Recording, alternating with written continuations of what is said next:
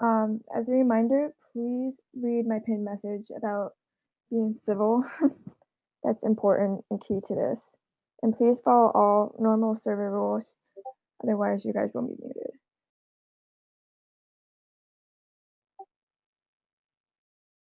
Mike is not broke. What do you mean? Yeah, Mike is fine, Shane. Okay, I thought so.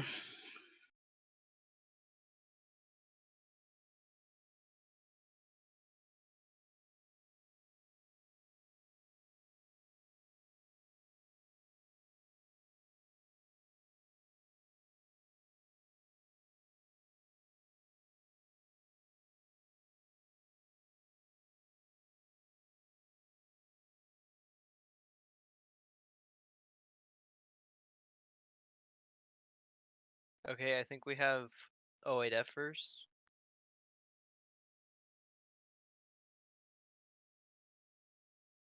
Alright.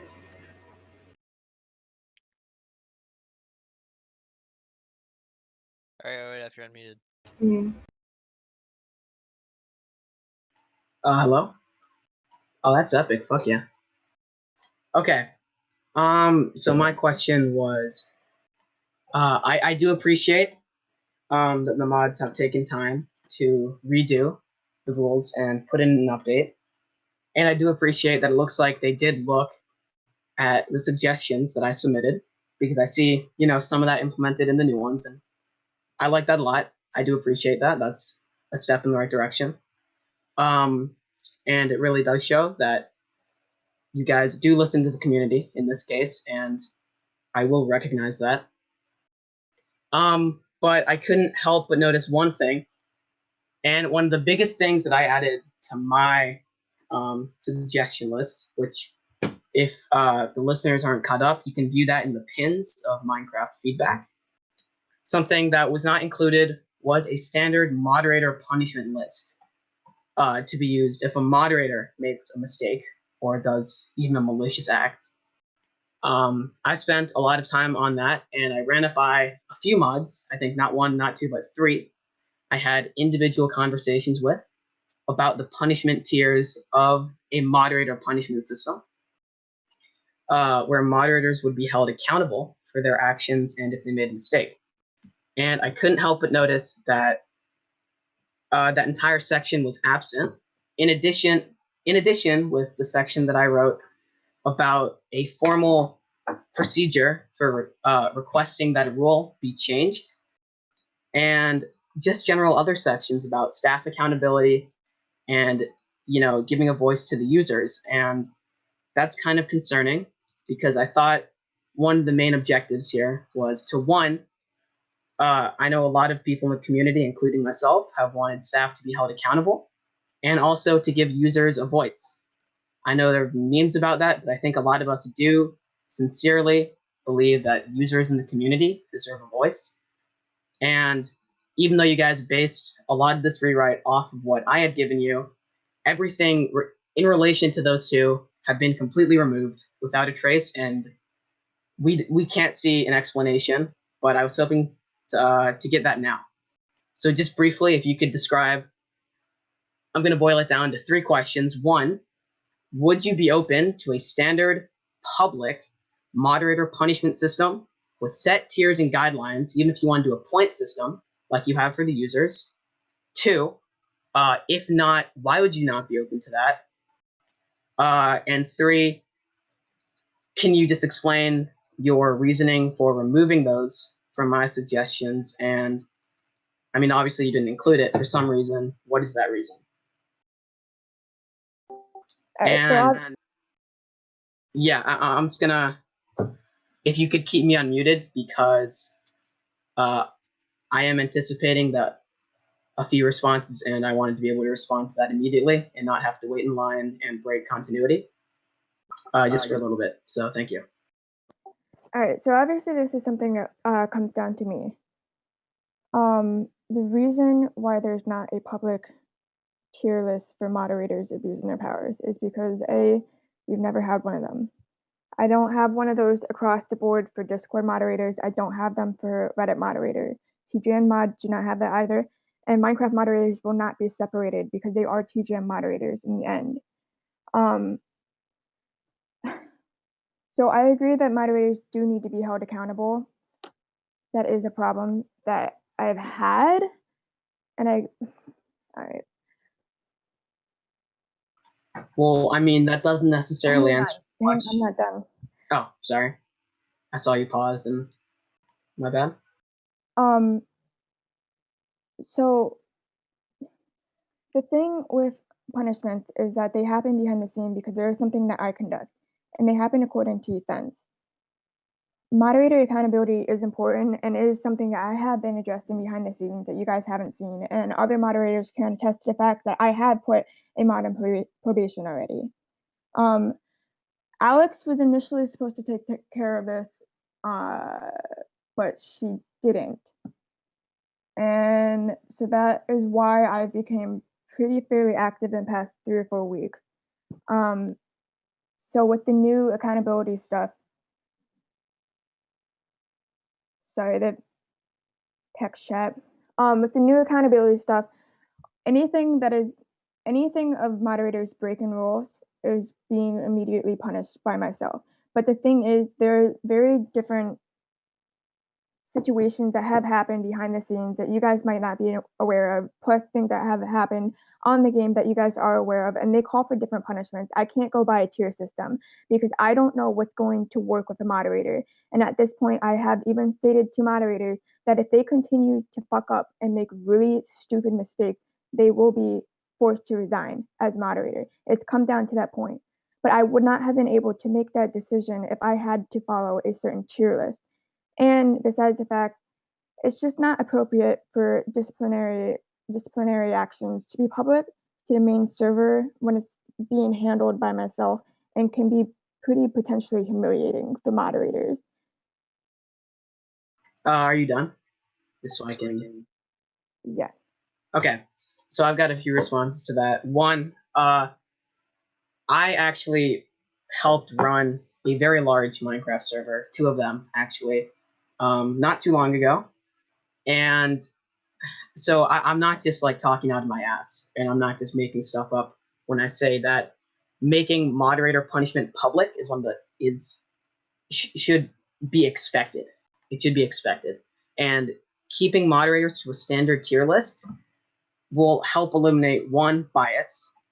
2, it will also eliminate any potential for moderators not to properly govern themselves. And I'm not calling your moderation into question, and I'm not calling Alex's into question, or NSA's, or anything like that. But I'm just saying, in the past year, this server doesn't exactly have a good track record with holding mods accountable. I mean, not too long ago, because moderators do not correctly know how to use the Core Protect plugin, we've had entire bases, almost all of the Nether Hub multiple times completely corrupted and destroyed by multiple different moderators. And as far as anyone in the public can see, nothing has been done about that from a training side, nor a disciplinary side. And that's another problem. You can say that you've punished them privately all you want, but from the perspective of a user, that doesn't really mean anything because we can't see it. Multiple moderators have also completely broken player economies. I regret naming Thexman specifically, and so I'm not going to name these 2. But multiple moderators have completely broken player economies and given users overpowered items and a monopoly on certain items to a point where it gave them an incredibly unfair PvP advantage and made them essentially invincible for a while where no one would challenge them. And not only does that demonstrate a lack of understanding on the side of how a player economy works, it demonstrates that nothing was ever done about that.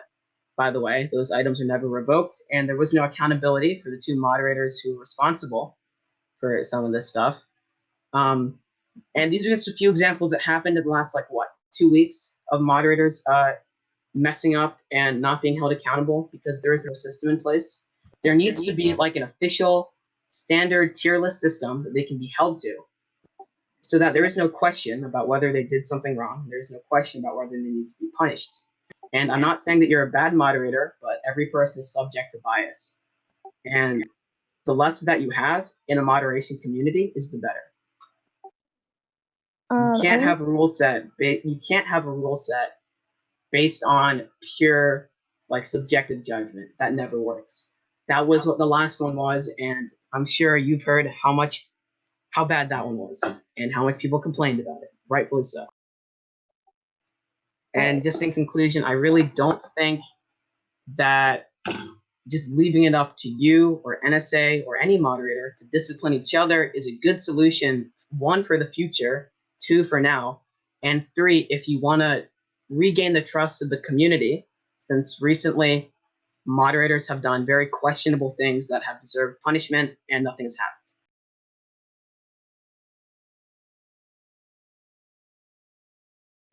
Okay, you packed a lot into one thing. So, Yeah, I don't know how many times I'm going to get to speak tonight, so I'm kind of doing my best to get everything that I want out there. all right. So one thing that I want to say is I understand that you have experience moderating other communities, but I do too. I've been a moderator since I was 12. I am 19 now. That is 7 years of moderating. I moderated Minecraft communities. I've moderated 2 of them. I was very involved for a number of years, and then I came over to teenagers. I've been a Reddit mod, been a Discord mod, and now I'm on TGN. So I'm fairly familiar with how this process works. With that being said, I do have to say that teenagers is not the same as other communities. So what has worked for other communities may not work for teenagers. There's something you have to keep in mind. Second of all, I'm not sure what you're referring to by the duping thing. If you could explain. The player economy thing I was referring to. Yeah. I hate to name moderators in a public I can't do very anything setting if I like don't this, but know the would you like me moderators. to? Yes, please, so that I can All do right, something sure. about it. Mario Foley as a moderator gave 20 notch apples or enchanted god apples to one player. Politic for what was essentially a mini event he held on his own. And I don't think he fully understood the implications of that, because if you've played like Minecraft PvP competitively, those apples basically make you invincible. I shouldn't say invincible, but nearly unkillable. And in the month, I don't want to say month, but in the few weeks after that, no one would even like bother to PvP or challenge him, because they knew that at all times he would be holding those items. And on the server, he was basically invincible. And then the other moderator, who I guess I should call this out by name, Jayla, one time organized a drop party at which she completely broke the rare trading economy. I hate to talk about this so seriously because it's Minecraft items, but you know that's what they're called. And yeah, I realize the irony of this, talking about player economies in Minecraft. But the whole idea was that this drop party basically completely destroyed collections and a lot of work that users have been putting into the server to acquire these rare items. And for some of them, it was incredibly disheartening to see that they had worked for hours and days on end in playtime to achieve enough to get these items and then have them just handed out like candy in a drop party to random people. And then also the warnings of how this could possibly impact the player economy, and even how they should distribute the items in a more fair way were intentionally ignored in player chat, as moderators refused to reply to anything that was occurring in chat. And when they did, it was kind of a catch-22 fake answer where they didn't agree to anything. Multiple players have quit over this. See Char312. He was a very active player, and he had more playtime than even me, and was very involved. But he quit after all of his work that he had put in acquiring these items were just deleted overnight because one moderator did not properly understand the economy and how much players work towards that. Just for the examples you wanted, that's about it from what I think you were referring to. Yeah. So I'm gonna have another mod talk to you about that and explain their side of the story. But before I let them do that, um, the one thing that I wanted to loop back around to is one of your main points in your initial comments before I asked you to explain that. Um, fuck.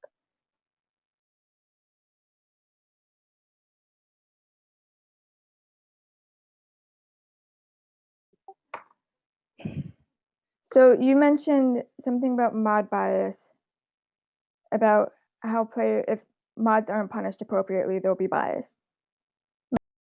Well, just to clarify, my point was that if you let mods punish each other, I mean, mod teams are friends with each other. Like that. That's not a problem. That's how it should be. Like, you work with people, you're in a community with someone, you're friends, and you don't want to punish your friends. You don't want to take away their rank. So with that comes an inherent bias where, maybe I won't ban them, maybe I won't take away their rank, because I'm friends with them. And that, like, I'm not saying mods shouldn't be friends, but I'm saying that they shouldn't be judging each other. And in my experience, that has never been a good thing when you let mods judge each other, especially if they're teenagers. That you Okay. can never get a consistent, objective result out of that. All right. So I hear what you're saying. I want to say that I'm not taking this as an attack on my moderation. By the way, you don't have to keep saying that. I personally am pretty unbiased. I don't really care if somebody's my friend. I don't really care if they're a stranger. I don't really care if they're an acquaintance. This is why I've gotten a fair amount of hate on another server because I did ban a few people. I personally have no problem, and I'm the one who deals with this. I have no problems forcing moderators to resign or punishing them. So right there, I don't really see the problem with that because I'm not biased. I'm not biased towards this community. I'm not going to leave a mod on because they're friends. If they fucked up, then they fucked up, and they need to be removed. But it's not just. Oh, sorry, you go. And you can go on. What are you gonna say? Well, it's not just you. I mean, you may. I don't doubt this. That you're a very good moderator, but other people aren't. Other mods are not this good. Certainly, most of them aren't. And community leaders of the community come and go. We've had NSA, Alex, EduKid, and then you all swapping out. And we need to have a rule set that stays consistent. We can't guarantee that every team lead is going to be good. And I don't want to insult you, but multiple other players have pointed out that you may not be the best. I'm not going to comment on that. But I don't think it's fair to say that every other team lead and every team lead is going to be as fair and objective as you may be. I don't think that's reasonable. So NSA and myself have only been the owners of TGN. Alex and EduKid have never handled moderator punishment. They do not handle that. That goes to me. They contact me, and then I deal with it so that I can make the appropriate decision to help prevent some of that. Didn't Alex have the literal TGN team lead role? Yes, but I'm still an owner, and she still would have came to me with those types of problems so that I could handle it. Okay, so wait. Okay, that I actually didn't know that. So Alex was never actually community lead.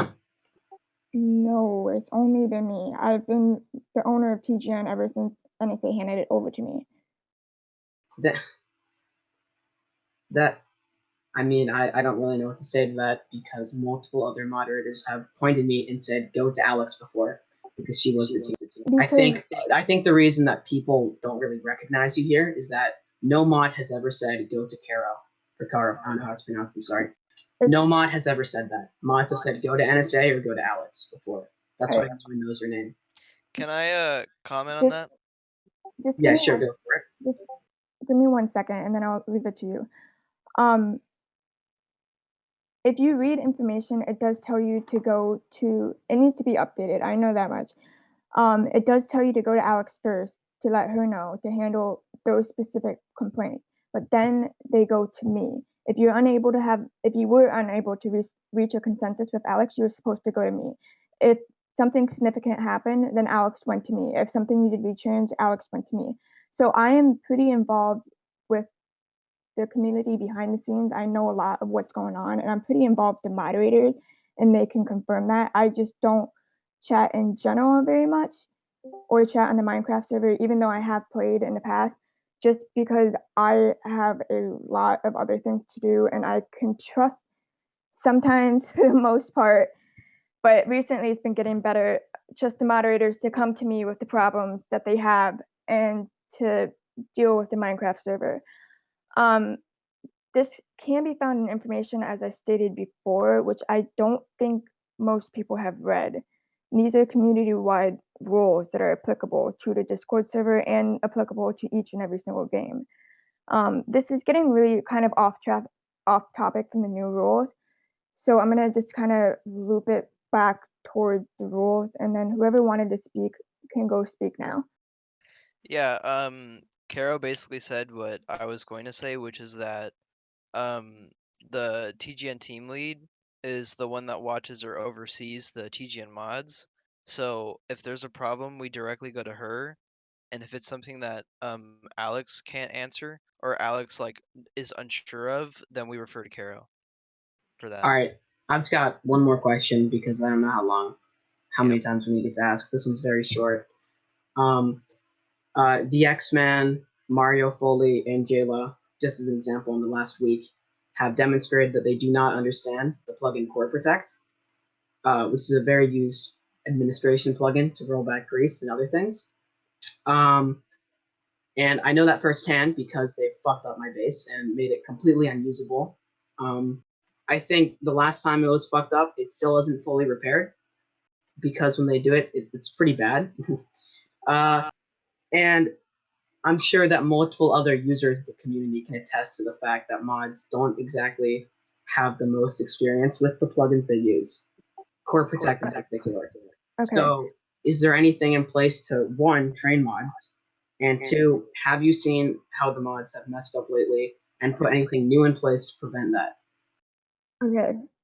First of all, I know you brought this up before, but I'm not going to punish moderators for making a mistake on a plugin. Mistakes happen, and I'm not gonna just punish them for it. I would agree that more training is required, and I've only just learned from the senior moderators that NSA never trained them, which means they never trained Alex, which means Alex never trained the new mods. And that should have been a thing. I was unaware of that. NSA did not tell me that. NSA didn't even grant me access to moderator chats until he handed me over the server. So I expected the senior mods to at least know how to use Core Protect.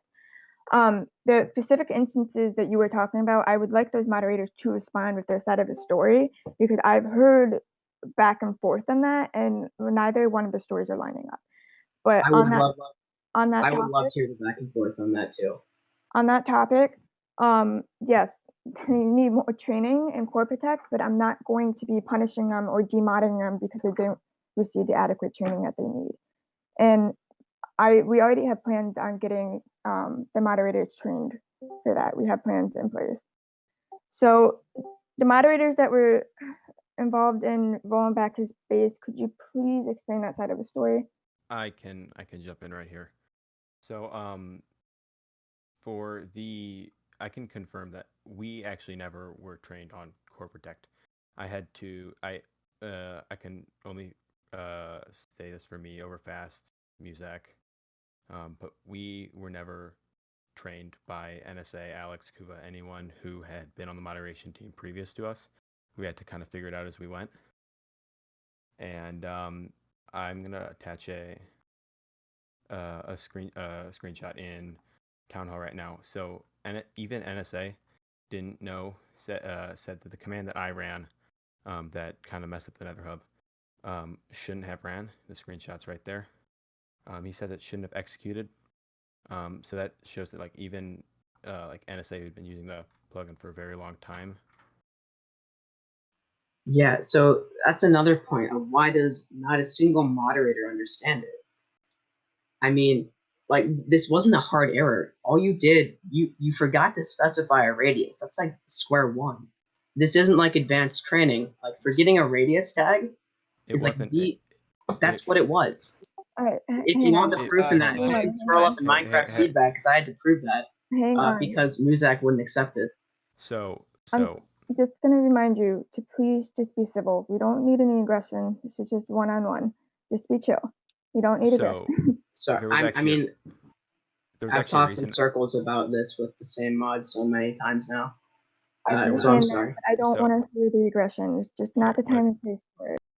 Let me finish this up real quick. So there's actually a reason I didn't specify radius, and that's because this the player that I was rolling back completely for their entire time because they had just logged in that day and were hacking and griefing all around the server. And so I was rolling back their entire thing, and I didn't want to miss anything. So that was why I didn't set a radius. And I thought that the hashtag global modifier rolled it back for completely as if you try and set a radius more than 500 blocks, which is the maximum for that, it'll tell you to just use hashtag global and doesn't specify anything else. And so I understand that I messed up and that I tried to fix it. Thanks, Muzak helped out a lot with that. But I everything I had seen and noted previously had led me to believe that that was the way to do it. And there was a reason that I didn't specify a radius. There was a reason I didn't specify a time for that. Well, I did specify a time, but it was way in the past. It wasn't anything recent. It was to make sure that I didn't miss anything when rolling this guy back. So I hope- understand that, but just to be clear about core protect usage, the documentation is very clear that putting an unlabeled I am a- hashtag automatically treats it as a user because the hierarchy is user, radius, and then action. So even if you had put a radius there, it wouldn't have achieved your effect. Yeah, it's Just to be clear on that, yeah. the way it's set up doesn't actually it acts as an override. It'll ignore any previous or arguments, any modifiers that are listed before or after. So it works as an override, and that's kind of, I think, dumb because if you specify arguments, they shouldn't be ignored. But that's not the point. All right, so thank you. I'm going to step off because I've been talking for way too long, and other people want to. Just Alright. a reminder, guys, that if you have anything that's outside of the rules, if we have time to get to it, we'll get to it at the end, just so that you know, because it's already been a half an hour past, and we don't have 4 hours, 5 hours to go through all of this. So let's keep it to new rules, and then if we have time, we'll go through the other questions.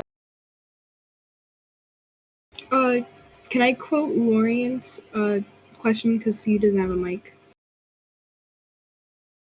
Alright, so he asks, creating unnecessary disturbance, and he basically quotes 2F and luring mobs and placing blocks, removing blocks, and using chorus fruit, making redstone contraptions, bed that rule. He says these rules are too vague in their language and need to be made more specific, or in case of formal removal entirely. The vague rules are bad for the server, and while they may be easy to moderate to punish users who think they are acting in an unbecoming manner. Imagine how it would look to a new player. You see this rule, you can't make a disturbance. You know that you're not allowed, or you're allowed, or you're not allowed to.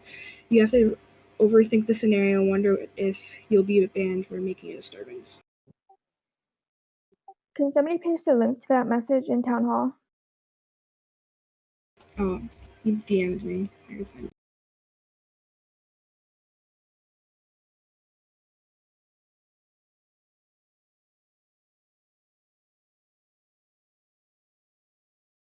Yeah, he has it.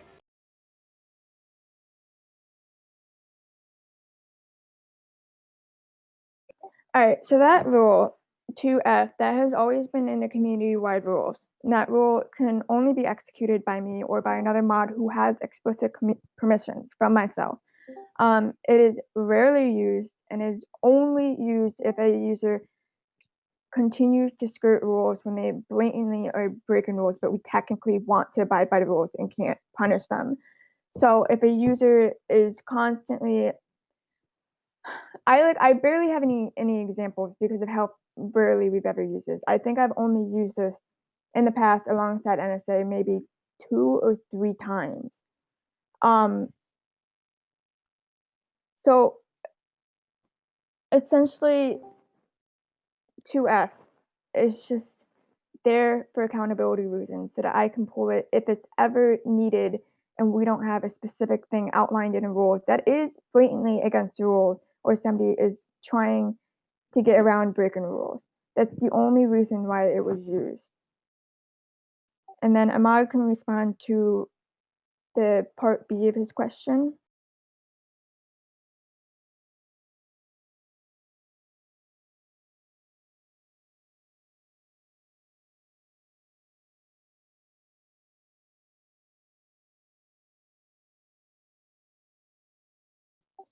Yeah, the rule is subjective. The rule is vague on purpose so that it can be used if it's ever needed to be used. Disrupting normal no. I wouldn't use it whenever I wanted to, and that's not what the rule is supposed to be, and it's not even outlined by that sentence. No, again, it's not used to ban people who I don't like. It's in specific instances where disrupting the normalcy of the server is happening. So basically, if you go onto other servers, especially other Discord servers, they will have a clause in their rules. Let me find one because I know I've recently read one.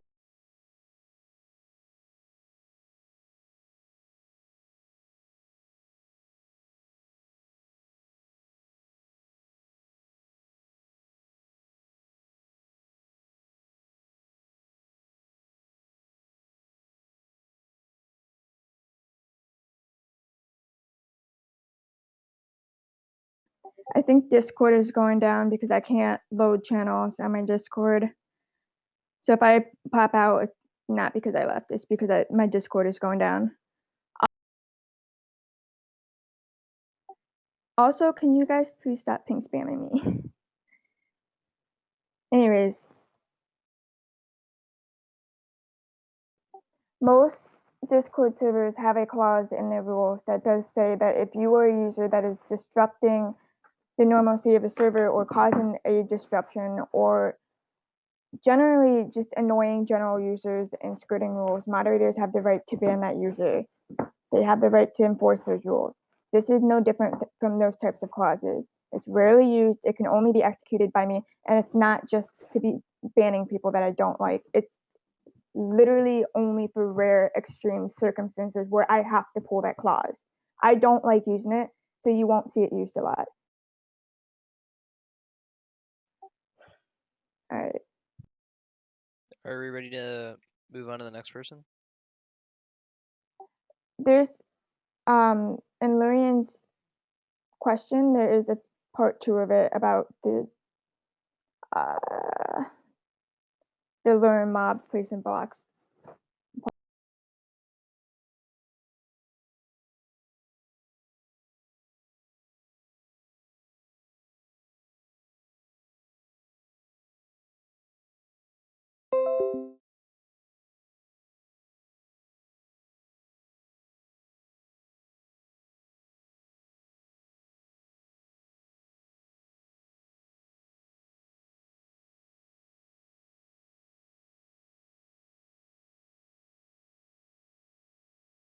Okay, on the second point that Larian's making about the luring mobs and placing blocks, it's kind of the same situation where we make it vague intentionally because if we make it too specific, it causes users to like find loopholes in the rules, which we've had problems with before.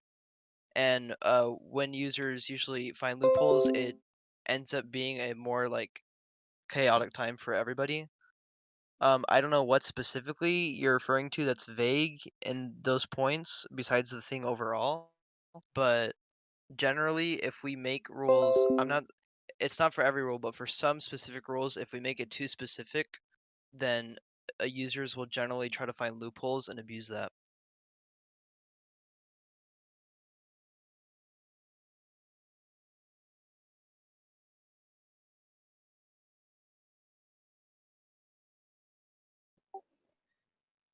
Back to 2F rule. All right.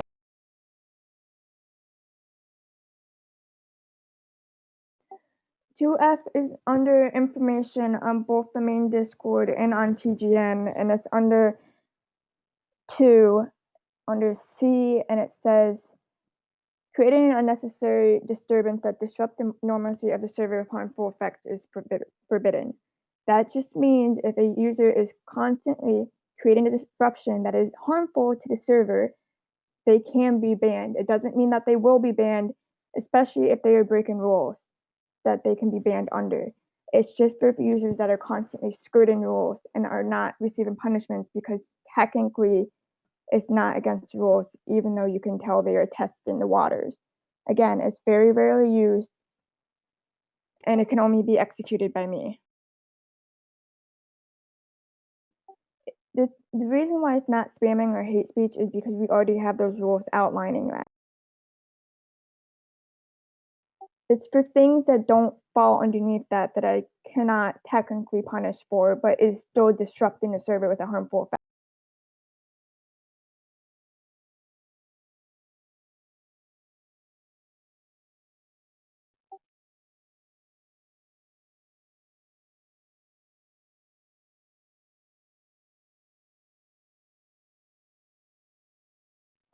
Community-wide rules will always stay. This is mainly for Minecraft rules, and community-wide rules do apply to the Minecraft rules. So honestly, it's best if we move on to something that you guys can change that has to do with Minecraft.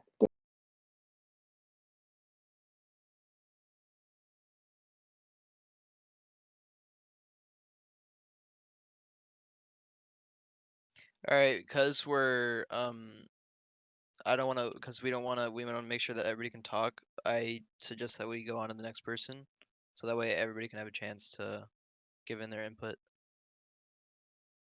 So next person would be, I think it's Will. Yeah.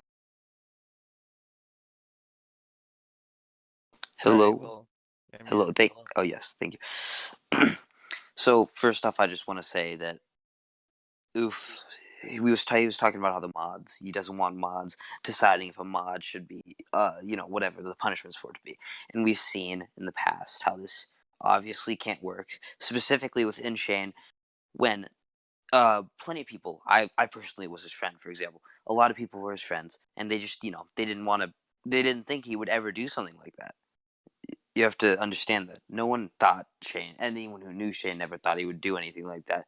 It's just not something he would do, and that's why just another reason mods are just biased. Some context to InShane, he was a longtime player, got mod. He abused a bunch of his abilities in order to spawn in-game items, and the only time we ended up actually getting the mods to look at his duped items was when 08F took his time to find the Enchant's dupe stash, TP'd, like I think he was overfast, got overfast to TP there, showed him it. That's when we actually got that dealt with. And that's another reason I just don't think mods being able to accurately control or whatever punish each other would work. And then second thing, 2F has been used in the past on the TGN server before OGW or whatever, and it just has not. It clearly was used as in bias and hasn't worked well. It was used on Theo Gilly by Connor 7000 when he basically said, "Oh, you are killing lots of players. We think you are raising the. I think you're." It was basically Connor saying, "I think you were raising the server, and therefore I'm going to ban you." When he wasn't breaking any rules. He clearly wasn't trying to kill the server because Theo enjoys the server. He's an active player who tries to contribute. That's why he donates. That's why he does whatever. And it's obvious that's only been in the past. We've only seen it used in bias. I don't understand why we need it. It just doesn't make sense to me. Yeah. I just want to clear this up. I'm 99% sure that Connor used that he killed the He said- donkey as the actual ban message. I don't know if that's not like what he said in the time from that, but I'm 99% sure that was what the ban message I was. specifically remember the ban message. He said something along the lines of, "You are trying to raise the server. We are not going to let you do that." Not really anything about the donkey. You can ask other people about that or whatever. Yeah, I I'm remember. supposed to be muted right now, I'm pretty Jay sure. remembers But it. just to be sure, it was both of them. He cited 1, raising the server, and 2, killing the donkey. It was Yeah. both. Yeah, to address that, that's another issue that kind of goes back to leadership, where, as Caro stated earlier, there's been issues with that where things weren't administered properly with training and with like showing moderators the right thing to do. And that was another thing in the chain of events that led up to Connor retiring. That was something that should have never happened, and something that hopefully will not ever happen again if we address those issues properly and see that we had issues with leadership in the past that we are going to address and that will make the server better. If that makes sense.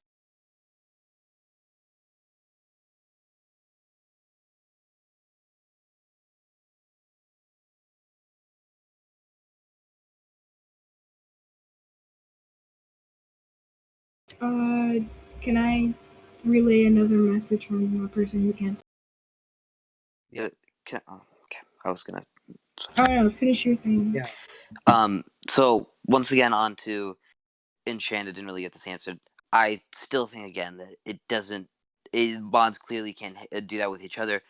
I think it was Muzak said it himself that they were good friends with each other. They couldn't, it just won't work out like that. As for the insane situation, none of the mod prior to Connor and I finding out that he duplicated the items knew about what he was doing or about how many items and all that he's distributed. And it wasn't until that we found those duplicated items that we addressed him and punished him accordingly for it. Or more specifically, NSA did. Yes, but it was quite obvious. Everyone who was on around that time found it quite obvious that he was stupid. He was whatever. People were saying he's doing these things in chat, and they get ignored. He, took stuff out of my chest, did whatever. No, if I'm not going to mention burning all those things, that's irrelevant into this conversation. I just don't. I just don't understand that. And then for 2F, Rule 2F, I haven't seen it used effectively. I haven't seen it used unbiasedly, in my opinion. I just don't see how it's going to ever be truly used unbiased. And that's why I just don't think it's a good rule.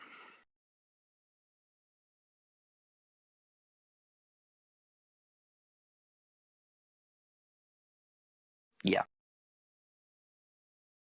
Yeah, just give me 1 second.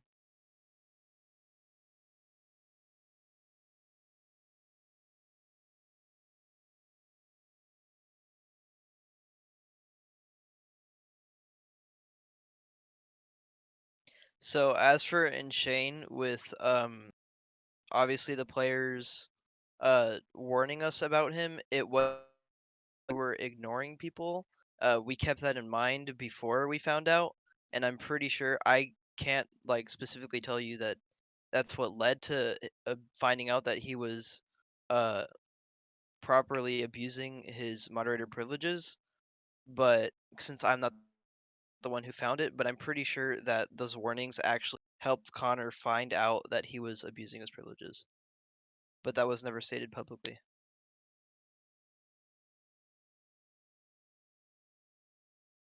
Okay. Just one more thing. I'm just felt like Oof kind of had me here, had to make me say it. Weighted blankets are made for autistic children. That's why I'm laying under one right now.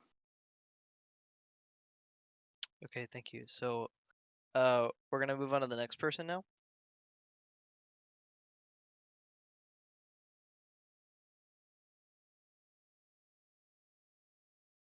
Okay, next person is age 27 lethal.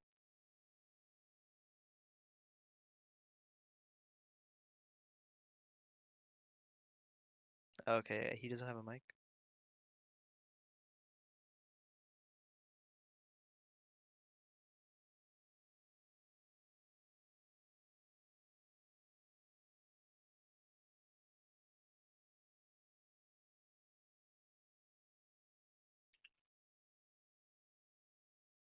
Give us just a second.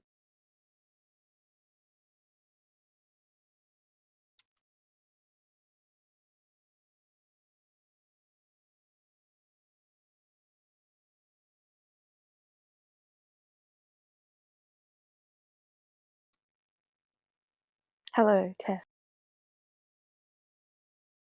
Does that work? Good. Yeah, you're good. Okay, sorry. All right. So as first point, first off, the rule about annexation is somewhat unclear. It only states that if you wish to annex a town, you must gain the owner's permission to evict every single resident of the town.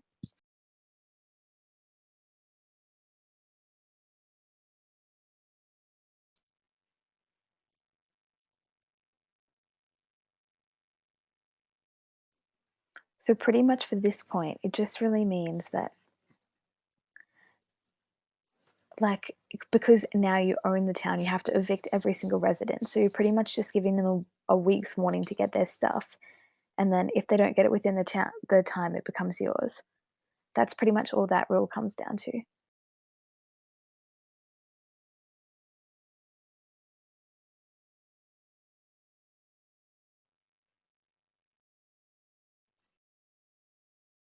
Is that the whole paragraph or is there more? Oh, sorry, there's more. The second point is the rule about lag. It only states that causing lag intentionally is illegal and mods may alter your farm.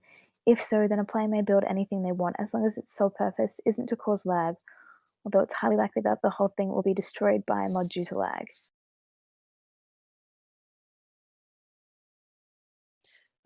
I think that that part's being taken out of context because all of the situations that are punishable by moderators usually that don't fall under that rule are relayed from the other rules that we stated. So I don't think that you can build anything with the sole purpose to not cause lag, because there are also other rules in place to stop, like, to stop builds that are not allowed on the server. All right, and I think that's it for lethal. Okay, so next is X-Drone PvPX. Okay. Is it are they in the call or? They were meant to be. All right, I'll just read out their thing. They were wondering if they can get banned for PvP under the new rule. Under the what? The new rules. I don't know what they're specifically speaking about there, but no, PvP isn't banned on the server. Yeah. Yeah, that's not very P- clear about what that's referring to. PvP PvP is been PvP is allowed. Yeah.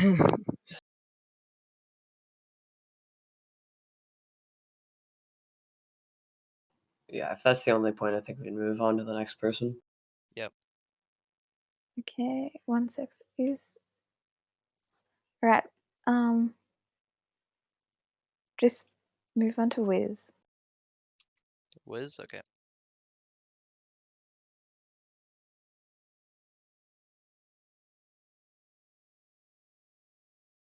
All right, Wiz, you're unmuted. Oh, I'm unmuted? Okay, cool. All right, I've been waiting.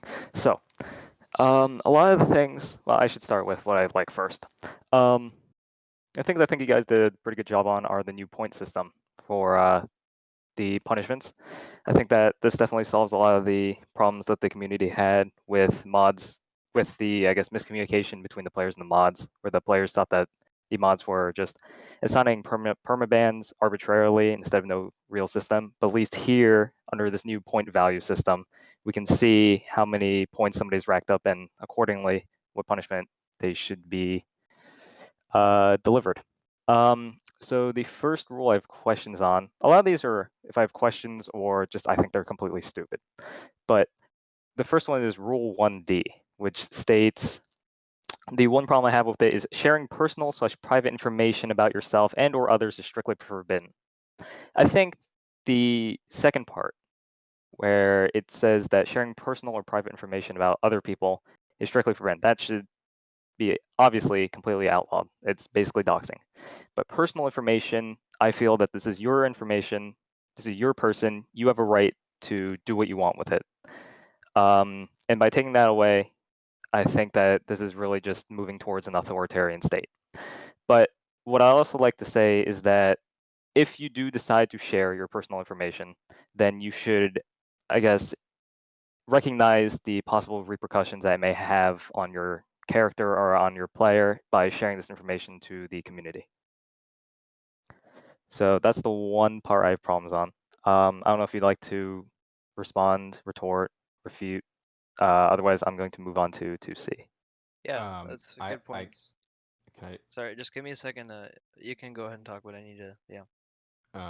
So it's just teenagers after all, and I think that and most of the moderation team can probably agree, whether it's Discord or Reddit or something, that you guys are teenagers and you guys might not always make the smartest decisions. And I'm saying that knowing that I am also a teenager, and so it's kind of just a prevention so you don't do something stupid. I'm not saying you would specifically would do that, but so someone doesn't.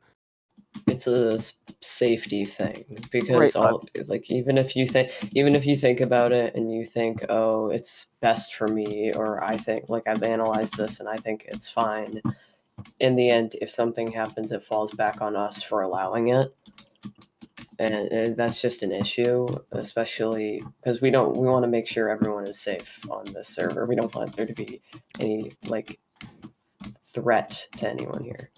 But I don't think that should be any issue because, as I've said before, if you're going to share this information, it's implied that you've recognized the possibility for repercussions by sharing it. So one could argue that this is your fault for not recognizing the possibly harmful effect that it could have on you by sharing this information. Rule 2C states messages. Hold on, let me read the rule again. Just 2C. Oh, abusive chat formatting is unacceptable. You may not use chat abuse formatting to fake player messages or ban/mute messages. Characters that lag are not permitted. Characters that lag are not permitted, definitely. I don't want to call anybody out, but there have definitely been some people who do the NK with the Chinese characters followed after it, and it crashes clients.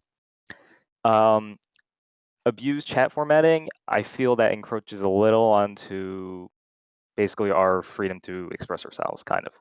Ban or mute messages gets a little iffy because it can cause contention, but I feel that at this point, most players can distinguish between what is a real ban/mute message and what is a fake ban/mute message. So I don't think this rule is entirely necessary at all, if anything. I've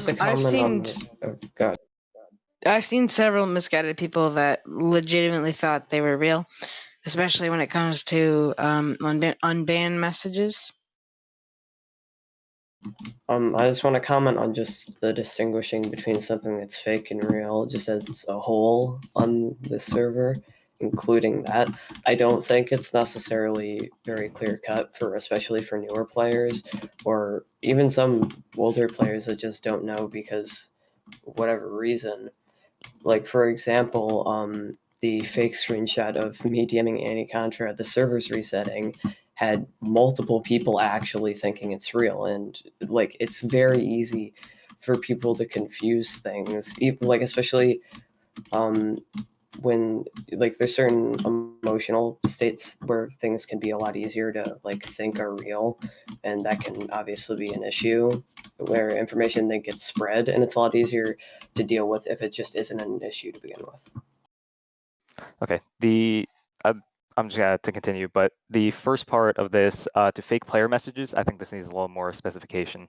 So if clarification, I mean, sorry, if you're faking a message to harm another player by I guess saying like you're revealing personal information under the guise of a different username, that should be bannable. But if you're just doing it to joke around or to have fun, like you're faking your name as Prot5 and saying I need sand, I don't think that should be bannable. It's clearly a joke. I mean, there's nothing bad, there's nothing negative that's going to come out of it. I mean, Prot5 is just going to get a bunch of sand, but like what? I mean, that's not an issue. Jokes are one thing, and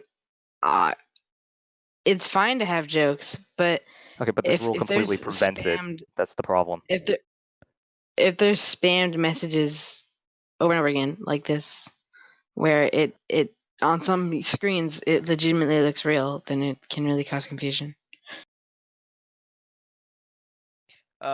So on that point, I would just say just be careful with it. Just because sometimes it can have bad effects, even though most of the time it may not. Well, that's what I'm saying. Bad effects. So like you're revealing personal information under the guise of another username. That's bannable. Like Yeah. that's a given, basically at this point. Should I move on, or is there anything else you would like to add to that point? Okay, I'm just gonna move on. 2F. We all know that this is complete and utter BS. I mean, it's an arbitrary clause that allows Caro to basically ban anybody, like Bubby. What? Nothing bad came out of the actions of Bubby. Nobody got banned. Nobody was punished for something that We from can't Bubby's lie, discuss basically. players' bans. What? On that, we've already addressed 2F an extent, and I don't mind going back on it. No, I'm just stating my opinion. Yeah, I think that's we all fine. know that this rule definitely either needs clarification or complete removal. I think those are the only two options. Because Yeah. it's not very good. It's too vague, if anything, and it gives too much power to a single person who is privy to bias as any human. 4E. Let's take a whole field trip. Chargeback of purchases made through the store is forbidden. Chargeback is basically you are asking the credit company to withdraw your money from a purchase that you made. Sure, I understand that it's costing the server money, it's taking away from your funding, but at the same time, I feel that a permanent ban is too strong for this. I feel that it needs clarification in the donation, where it should have a no refund policy, or you should just get your donator rights stripped. So you basically just go back to being a rando. So I can comment on this one. It's just a Bycraft. Bycraft prohibits chargebacks in general. Like no server can do it. All right, then I think that needs to be more specific, because chargeback in general, it's like it's too vague. It doesn't explain anything. It doesn't say why you're getting banned. If you can say that it's on the system, and then people will be more likely to understand that this isn't our doing. This is the predetermined rules set by the donation company. The next one is 5E. Annexing a town requires permission from the owners of the town. However, you will still need to do a formal eviction of all players. This one I feel also needs clarification, because annexing a town, I mean, the new rules are, I guess this leans more into the Civ server, where you can annex a town by force, but requiring permission from the owners. In many cases, if you're going to annex a town, it's most likely going to be a town that has had the members either all quit or have been offline or inactive for periods upwards of a month and a half, maybe even more. This being said, I believe it is very hard to contact these people to receive permission to annex the town. And then the second part, you will still need to do a formal eviction of all players. This is unclear again. Do I need to do that? Like, what happens if I just want all the players to live in peace and I just want the territory or the rights to say that these people are part of my town? Yeah, you can. You don't have to evict them. I'm just saying if you do choose to evict them, you have to do a formal eviction. A But you formal could eviction. have like Okay, that makes sense. yeah. Hold on, Jay. Just Okay. About the like the towns that are deserted and that have no one. and with the owners like basically quitting the server, that's kind of a case by case basis thing. So what I would recommend for that is just putting something in hashtag reports or going to the moderator, and then the moderators as a team will specifically handle that situation, because that does happen where like an entire group of people at a town quit the server and then nobody can annex it or nobody can take the land because they haven't been banned or because they could just come back at any time. But if you know they quit, they quit. Yep, so I'll clarify further with what Overfast is talking about. So if the owner's not there, message us and we'll sort something out. However, if you've got the owner's permission, you still need to evict every single player, no matter if they've been offline, no matter what. You need to give them the week's notice. Wait, hold on. Could you with the back up? sign. Sorry, I don't know. Yeah. So I have to evict them or something. I'm sorry. Yeah. So you just give them a week's notice. So say you've got the owner's permission, that's totally fine. Now what you do after that is you get a sign, put it Okay, out but front of their this house. is if I want to evict everybody. If I want to just keep them, I don't do anything. Yeah. Okay, then that's all I have. But again, clarify, please. This is because right now it makes it seem that if I'm going to annex town, I have to kick everybody out. Like they're out of here. Bye bye, gone. But what you're saying is that they can still stay, but that's not clear under the current annexation rules of 5e. The next one is actually the last one before just some general questions is 6c. Traps which are manually activated by a player are allowed to kill and loot other players as long as there is a legal method of escape. I'll use a personal example for this. I made a gas chamber in Japan. I killed multiple people with it, but I'm not sure. Under old rules, it was legal, I'm pretty sure. There was a 1 block gap where you could escape. However, you could pearl to escape, which does make this legal because you are allowed to get out. However, now it's saying that if I were to close off this gap, this is my portal room, by the way. So I assume that potions put you into combat, but I'm not sure. But if that is so, then the only method of escape would have been the portal, which you can't get through if you're combat logged. So I don't, this is more of just a general question that pertains to the rules.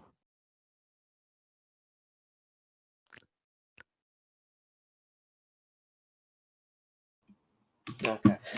Well, for traps specifically, the reason why there has to be a legal means of escape is like, since we're not gonna say you can just grief to get out of a trap, since that like be stupid, right? So like you can't be permanently trapped without it. Oh, I said I was gonna not touch my keyboard. But yeah, the legal means of escape is kind of generalized as to like what is legal. So /spawns or /home, which you obviously can't do while you're combat tagged, is a legal means of escape now. And because there's a lot of issues with the old trap rules, that's something we really wanted to clarify with this. So yeah. Okay, so it says legal method of escape. So I can't make a lava trap that's manually activated. Pitfall, drop in the lava, can't do that. I mean, if like you add a way to get out, I Literally guess. just an obsidian lined pit. Nothing else. Just lava at the bottom. Just lava at the bottom, no Just way lava to at the get bottom, just out. a pit. You fall, you die, your items burn. A pit. I would get back to you on that just because, like, yeah, fall. Because if the top is open, you can You can always drown. technically ender pearl out, right? Right, exactly.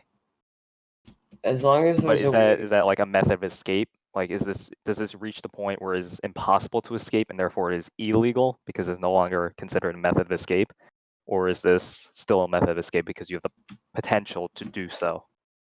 As long, like, honestly, for things like that, I would contact a mod for individual situations. Okay. Just because a lot of that is very what if, what is this, what am, like, very specific to what's going on. So I think that'd just be best to take on a case by case. Okay. Traps I know are definitely some rough terrain, just based on the legality of it.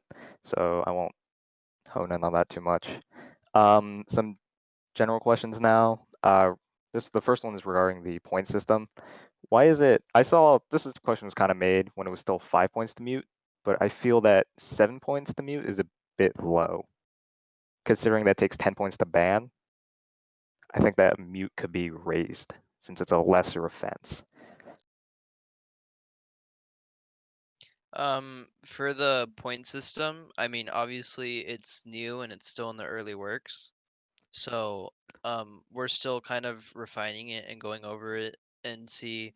It's more of a thing that we have to kind of see it in action first before we know 100% like, is this like the right way to do this? Because it's one thing to have it on paper, but it's another thing to actually do it.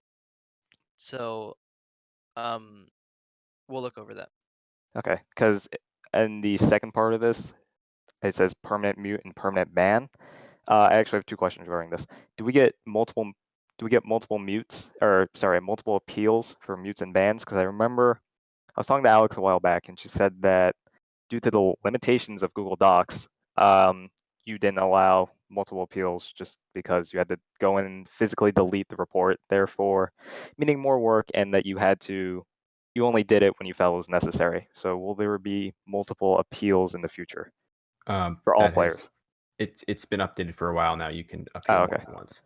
We still don't appeal temporary bans, really short ones, unless they're like we don't do it through the Google form.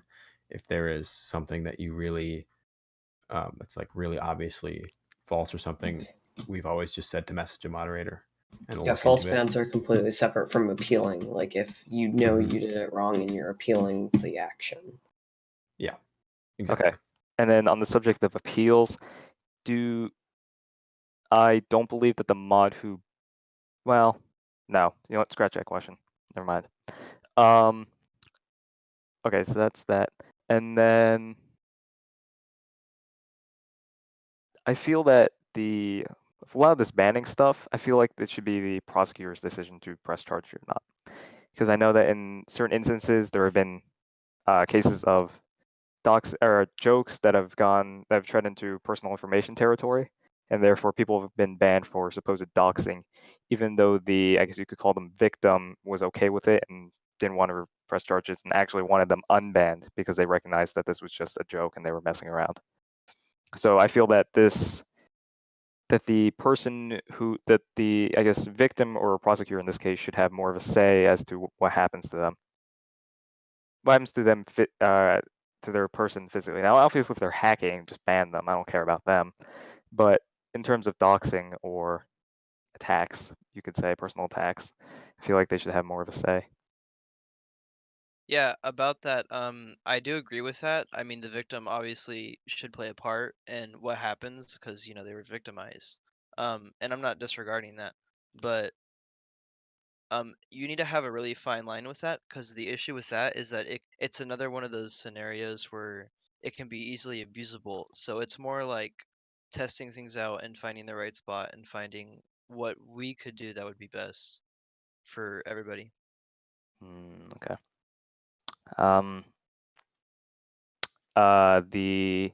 Okay, so I don't know if it was edited or anything or if it was removed, but there was a part in the rules that said faking screen caps / messages without malicious intent. I don't understand it. Without malicious intent?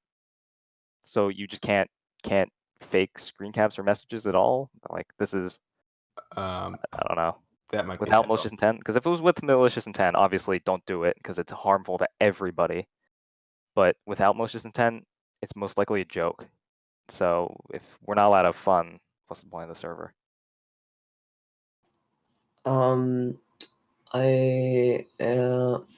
I think that would personally be something where it can cause a lot of issues to fake. Like without malicious intent, it's not really, with or without, it's really hard to determine like what is, because you can expect someone to do whatever is going to give them the lesser punishment, and you can't really always go to them to ask what it is, and it's hard to distinguish like what would be what. Like obviously faking a message saying the reset is coming is a lot different than faking a message saying like, oh, I hate this player, I hate this player, I hate this player. So am I not allowed to pretend I'm prop 5 and say I need sand? Is that what this is saying? There's no malicious intent there. I mean, clearly it's to mess around, but it's faking a message without malicious intent, which is illegal under this current rule. Again, I don't know if it got removed, but as that stands right now, am I not allowed to do that? So I'm gonna jump in here and say that we are gonna move on from this because there seems to be we seem to be divided among the mod team on this one. There seems to be confusion on what we actually discussed, and we'll come back to this question later. Okay, But yeah, that's fine. And then final question, actually a very personal one, is 2 messages in a row spam? Because some mods, you know who you are, you're in this voice call right now, have muted me prior for putting 2 messages in a row. I don't consider this spam at all. It's 2 messages in a row. What? It's not spam. I It don't. doesn't really matter. It mostly matters if it's detention to spam. Because if you say someone says, just example, I need stairs. He's trying to express he needs stairs. But if somebody says like, is this spam? Is this spam? That's So how do usually you intention prove to this is the intention to spam, or is this just another case It's of mod usually bias, which I'm pretty. sure we are very well versed on, considering Please, light of previous events. please remain respectful during this chat. Thanks. It tends to be obvious. It's a lot of gray area, but it tends to be obvious if there's intention to spam or not. Usually, you know what I mean? They're doing so it's there is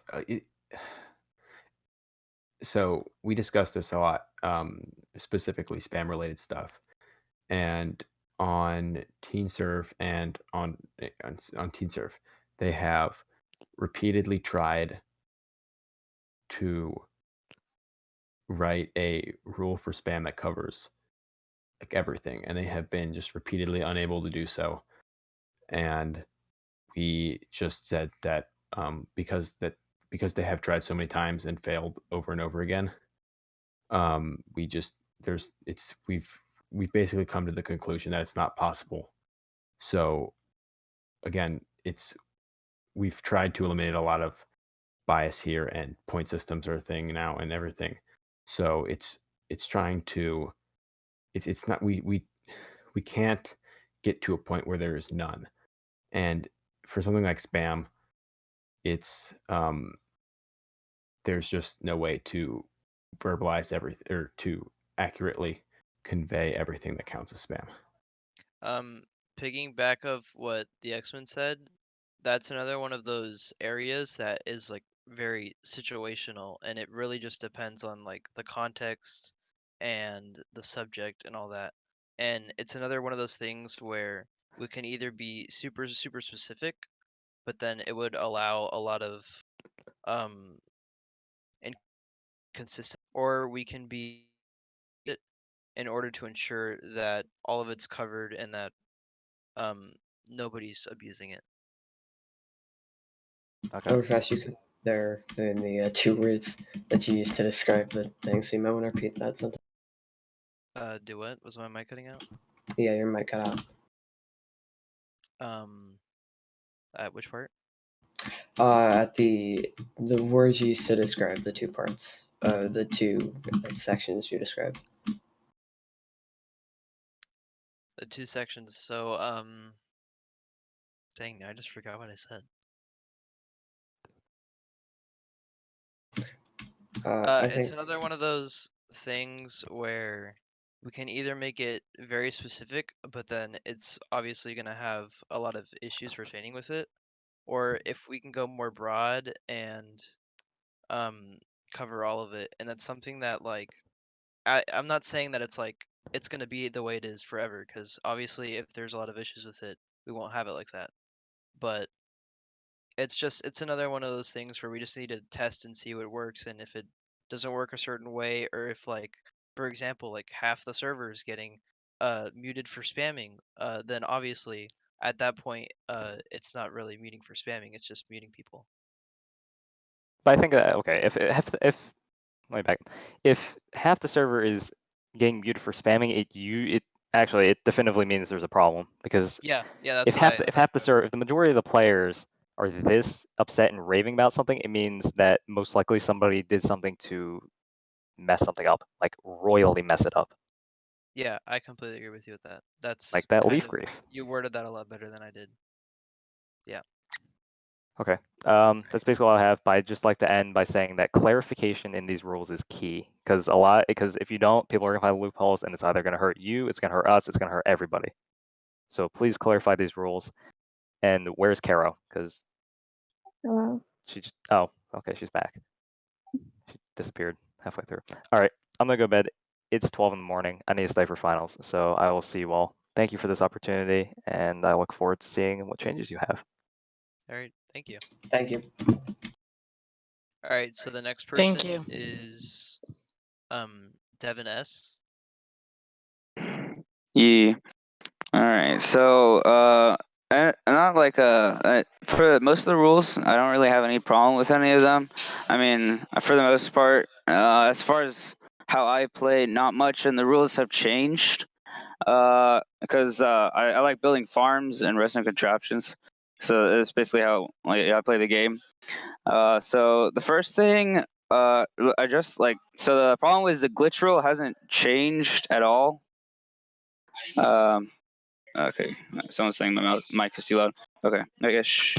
Guys, wait.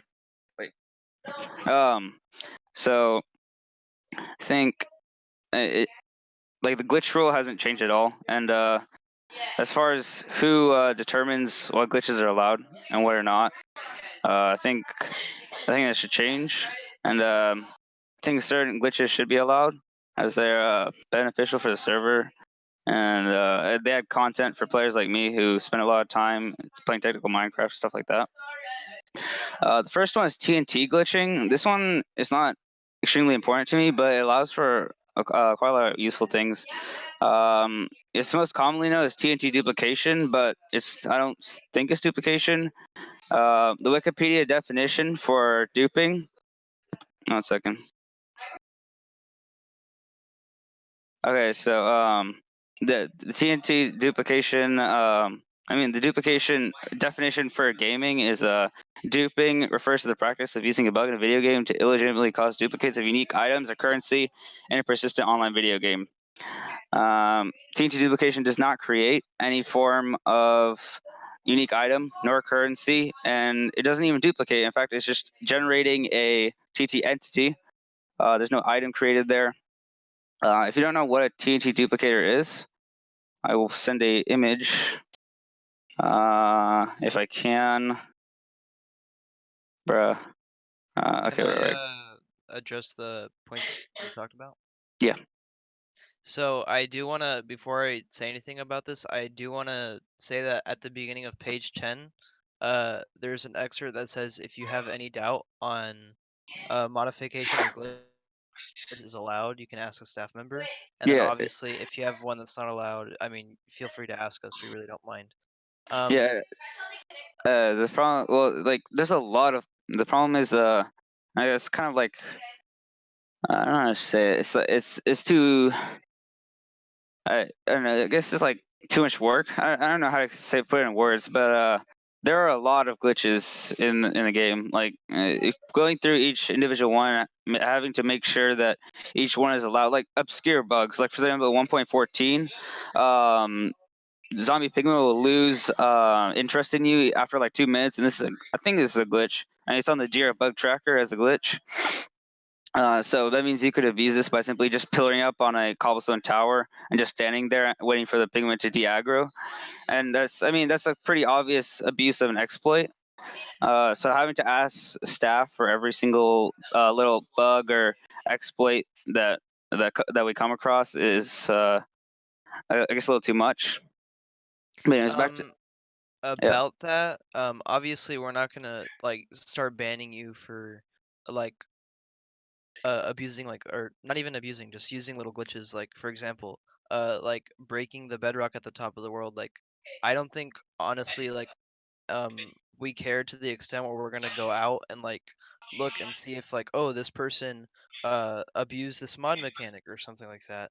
And it really just depends on the glitch. The only ones that you should have to worry about are the really big ones, like TNT Yeah. duplication, for example. hmm Oh yeah, okay, let's just go over those then. Okay, so for TNT duplication, it's not actually duplication. It does not, and then the rest of the definition is, duplication can vastly destabilize the virtual economy or even gameplay itself, depending on the items duplicated and the rate at which duplication occurs. So TNT duplication, obviously the rate is basically as fast as you can put a resonant signal into it. But as far as the item duplicated, it's basically worthless as it is entity form, so you cannot sell it in any way. I mean, you can't sell a prime TNT. As far as virtually destabilize the virtual economy, the major contraptions that a TNT duplicator is used for is a cobblestone generator, which cobblestone is essentially worthless in the economy. A wood farms still require manual labor. Oh, okay, I'll slow down. Wood farms still require manual labor. You need to sit down and place the saplings because the dispenser can't place saplings in Minecraft, so you need to place them down yourself. So it's still manual. You still need you still need to place the saplings to begin with, and also it requires a lot of bone meal to run because all these TNT duplication based or wither cage based systems, they all require bone meal because we can't rely on random ticks to what's it called, like predictably move the blocks out of the way in time. So it's because if you use a dispenser on a sapling, it's a predictable amount of bone meal until it grows, as far as I'm aware. I was going fast because the other people were going pretty slow, so I just wanted to go a little faster. Yep. So and then the town hall. Okay, so I guess you could technically say it is TNT duplication. It dupes the gunpowder, except it doesn't. It's the prime TNT. You can't uncraft the gunpowder or whatever to get the Japan. I mean the Japan. Some guy said Japan in chat. Okay, you can't uncraft the gunpowder back from the TNT, so you can't get gunpowder. Obviously, it requires gunpowder to craft it, but I mean, first of all. I mean, I tried to address it earlier with the TGN fixer plugin or whatever. It's really hard to get mob spawns on the server, like especially creeper spawns for like mob farms and whatnot. So gunpowder is already expensive, and TNT is basically useless if we can't use TNT duping. What else is there?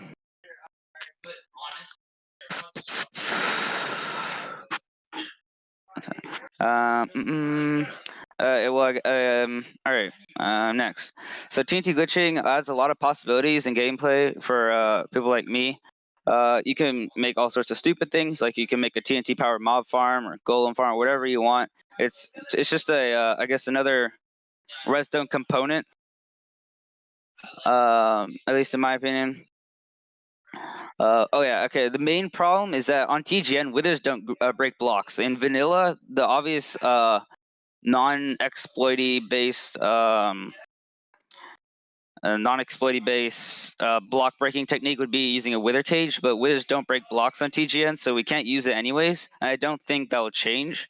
But allowing TNT duping means that nothing has to change.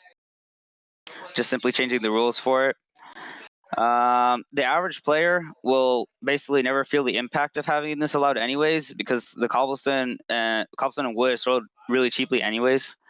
And also, TNT duping is still somewhat endgame, especially on TGN, because getting slime spawns is still difficult, and most TNT duplicators require slime. And also, at 1.13 and beyond, you need a dead coral, which requires you find one of the special oceans. TNT is very hard to get. Already addressed that one. It's also used by a lot of prominent members in the Minecraft community, such as Mumbo Jumbo, Ilmango, Works, and a few other players. That's as far as zero ticking goes. Are there any questions? Can I comment off of what you were saying with the TNT duplication? Mhm. So the main reason why we don't have that allowed is mainly because of concern with griefing and player abuse, especially with something like as big as TNT. I mean, you can make a TNT duplicator like above someone's base and just completely destroy it. And Yeah. then So also with Core Protect not a flawless system, and when you're having multiple entities interacting with each other, such as TNT, it can be a lot more difficult or sometimes even impossible to correct. And that's one of those situations that we don't want to be in where somebody gets griefed yeah. with a But the thing is, if a person's gonna get banned for grief anyways on the server, I don't. Logically, they would have by now already used this technique, right? If they're gonna get banned for griefing anyways, they should have been using TNT griefing to grief a town. But we've never seen it before, right? So I don't think even if we allow it, nothing should change, right? Because it's not used now. Because if say I was gonna get perm ban, I was gonna grief Salmon Lake or something, right? What difference does it make if I manually break everything or if I bomb the whole thing? I'm gonna get banned either way, right? But Yeah. not a single person has used it on the server yet. So I don't think this is a problem. Well, it's one of those things where like allowing that risk to happen, it's one of those things where we really just don't want to have an opportunity for that risk to be available for the server because I mean, it's like a classic thing where like you explode somebody's like base with TNT or something. It's such a widespread like popular thing to do. And with Core Protect not being as amazing as it is, and with the hardware limitations that we have on the TGN server, it's just one of those things that we just can't risk.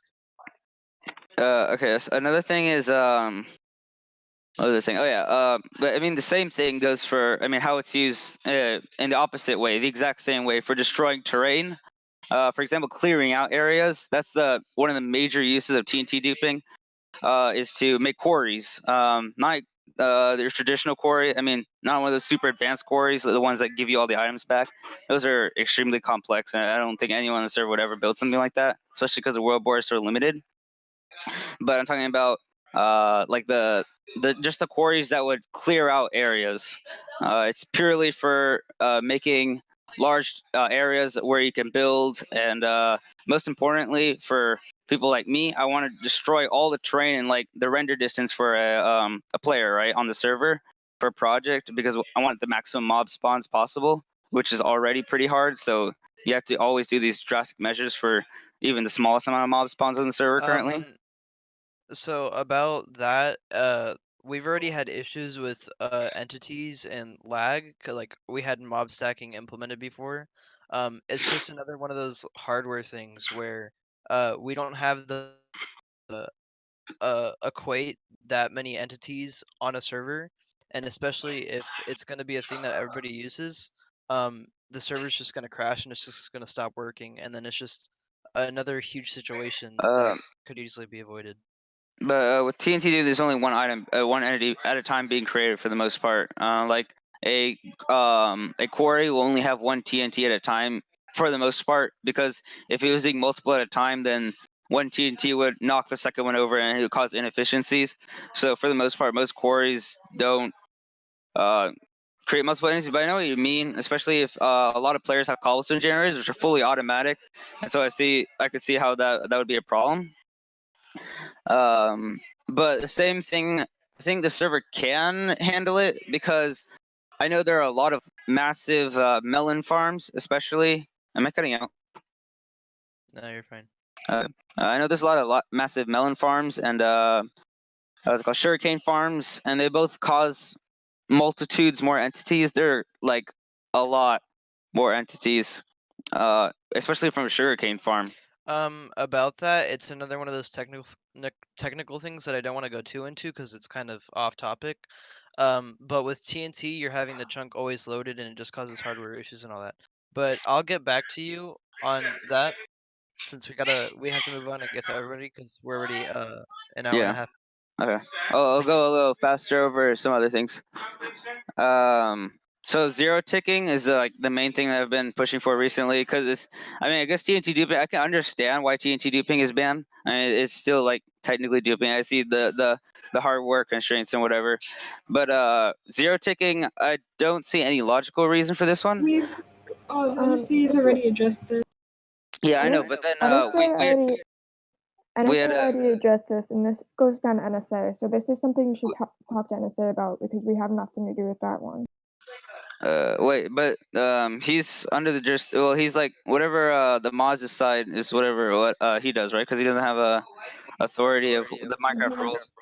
He's an administrator, but you can talk to him about this. Just DM him, but this really isn't the place to talk about the zero tech farms. Okay. And then, oh yeah, well, in general, I just think the glitch rule should be a little bit changed. It's just too general. And also, there's so many glitches in the game that having to ask staff for each individual one is a big problem. I'm just gonna say, I believe it was you that created the document about the glitches. Yep. We have a lot to focus on. I know that addressed a lot of what your points were, so I think it'd be easiest, since a lot of those are very specific things, to just update that, and then we can look at that individually, so we can move on right now, since I know there are a lot of people that are waiting. It is getting later. All right, that's fine. Thank you. Oh, I have one more question about the lag machines and stuff. Sorry. So if a player builds a very large farm, will it get destroyed in this like the interest of or like deleted or whatever in the interest of lag? And will there be compensation?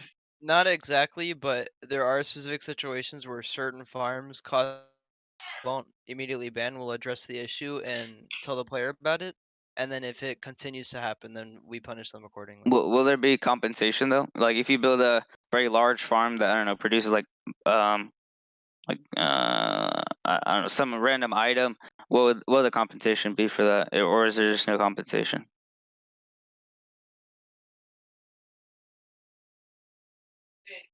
Can you reiterate that?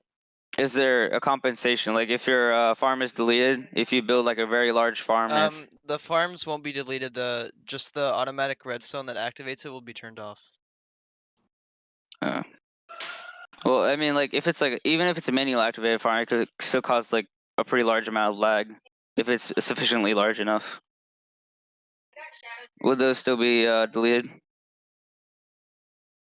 That's really situational, but we really have to move on. So just DM to say about that. But yeah, thank you. Okay, so the next person. Alfredo. Yeah, I'm gonna go fast and I've got to stay quiet. But my first thing is about entered someone's private property legally and are attacked by a hostile mob. I know there are other rules implemented about withers with the wither effect and elder guardians with the mining fatigue. Does that include that? Can you kill an elder guardian or wither?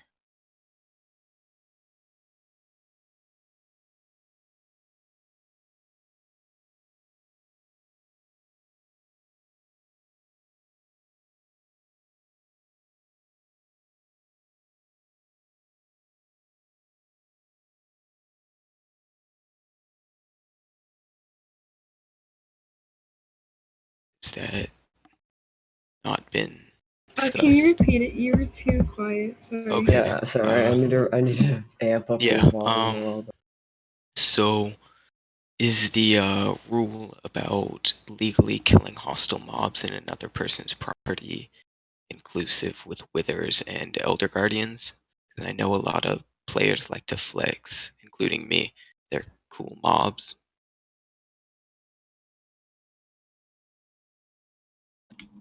So like, could I just walk in and kill someone's mob and claim it was self-defense? That's another one of those. That's a situation. Yeah, that's a really situational thing, and that's a thing that's handled on a case-by-case basis. But if you're going into somebody's property to kill a certain mob, I mean, it's kind of like griefing, pretty much. Yeah. Claiming something. I don't really know. Yeah, that's more of a take it case by case rather than having to address it as a whole. Next question is about the chargebacks. So chargebacks, is there any way to talk to NSA about not having it be a permaban? because I know Bycraft lets you like customize actions for chargebacks with like custom commands to be run when a chargeback is detected. So could that be changed to like a temp ban? Because I know lots of the people on here are teenagers and may have made some kind of mistake. We're all stupid.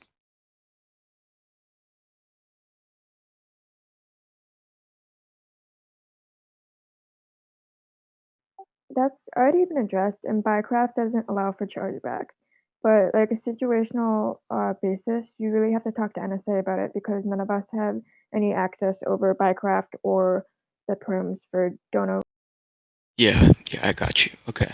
Yeah, So I think my next Bycraft question. yeah. I think there should be exceptions about URL shorteners in regards to Discord links and YouTube links, because that was in the old rules, but it's not in the current rules. Just putting that out there. Also, for using multiple accounts, I don't personally like this rule because it's basically saying I can use an alt to do whatever I want, and my main account won't receive any consequences for it. The alt account will get banned, and that's it. Is that going to be changed?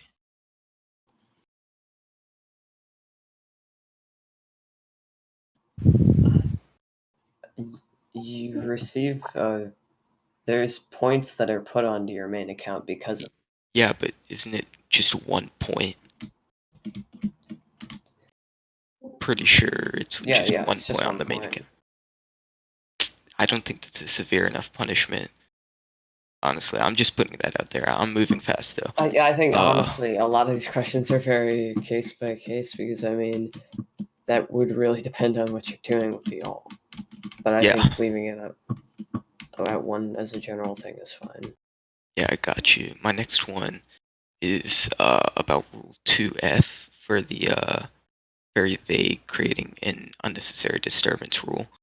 I'm going to quote Drew on this because he's kind of far down the line. I don't know if he'll get a chance to speak, but some of the arguments for it have been that it's always been in the rules. And to that, Drew responded, tradition is not a reason to keep it as a rule. We're having this town hall to correct the rules. Another argument was it can only be executed by Caro. He said, this assumes that the lead mod is infallible. There's no check or balance system for the lead mod. I really hate to interrupt you right here, but this is something that we've already gone over, and if we have time at the end, once we go through everyone's questions, we'll address that. Yeah, alright, got you. For the chat formatting, is that also, like, are the mods going to stop doing that too? Yes, the mod should not be doing that either. Okay, cool. I don't think, and if they are, that would be obviously handled internally. But I'm saying that now since most of them are here. No, that should not be something that we continue doing. Alright, then for threats of real world or online action against other players are not allowed and will be treated severely. With that one, could you, I guess, clarify the online part? If I'm mad at someone and I say, I'm going to go over to your house and, like in game, go over to your in-game house and raid your town and kill you, would that count as an online threat?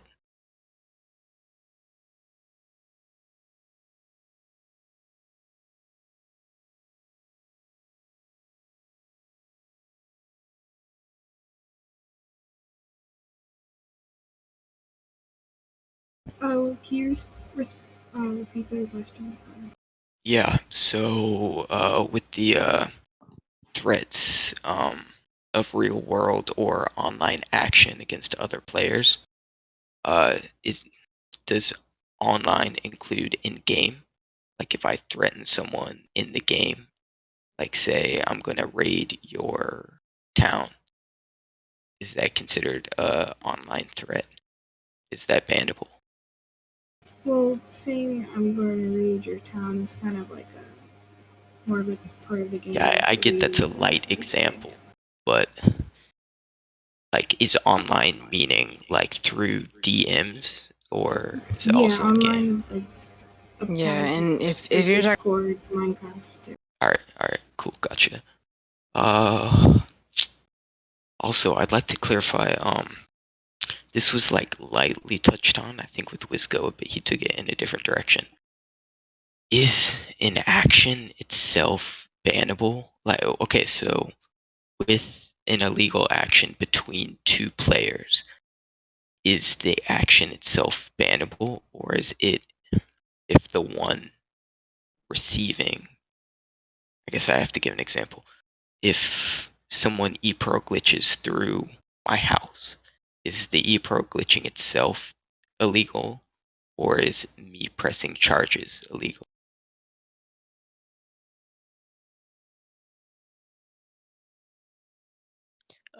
There's nothing wrong with reporting somebody for doing something they're not supposed to do or doing something against the rules.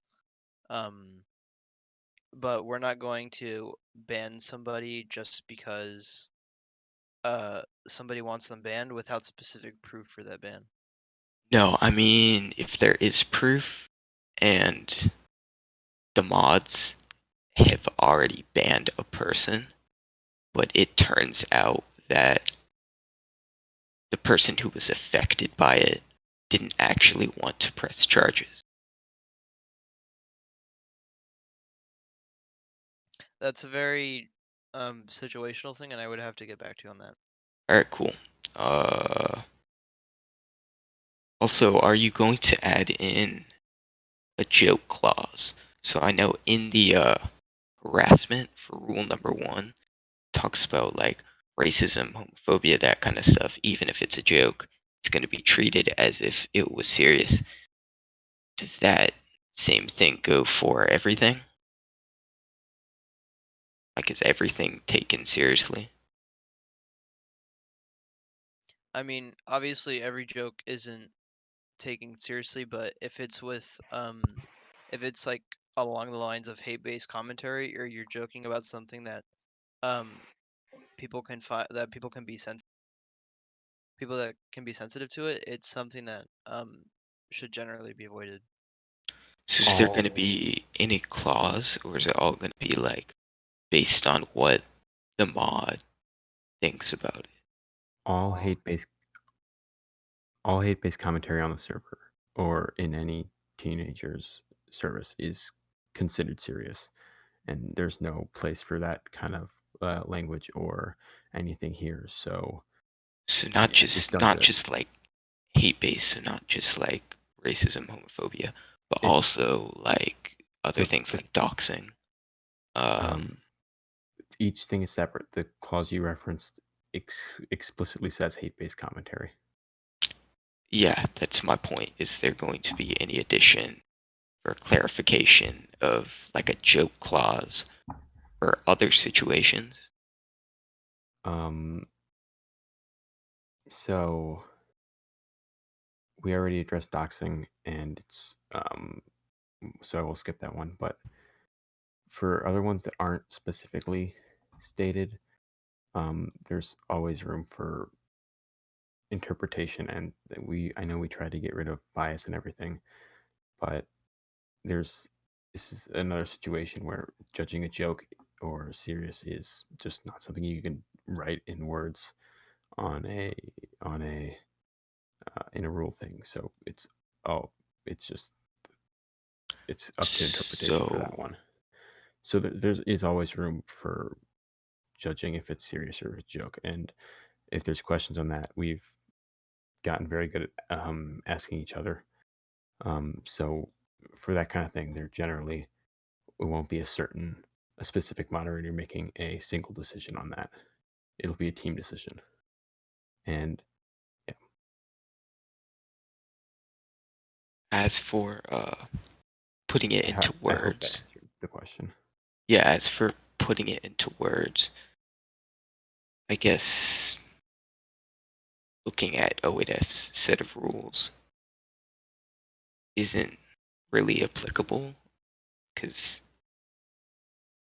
I don't know, his are based on if both parties agree to it, but based on your harassment clause, it's going to be taken seriously matter what, right?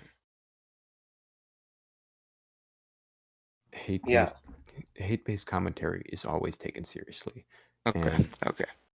yeah, we were just Gotcha. doxing already and talked about that. But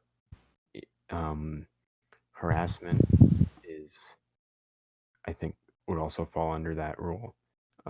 Always serious, because I think that would, even though it's not directly hate-based commentary, it's along the same lines that, and if it makes someone on the server feel unwanted, then we can't allow that. Okay. That was my last question. But is NSA having any say in this? Is he So- having like so in the I'm gonna- rules? No, So no, okay. it's not a moderator. Let me clarify.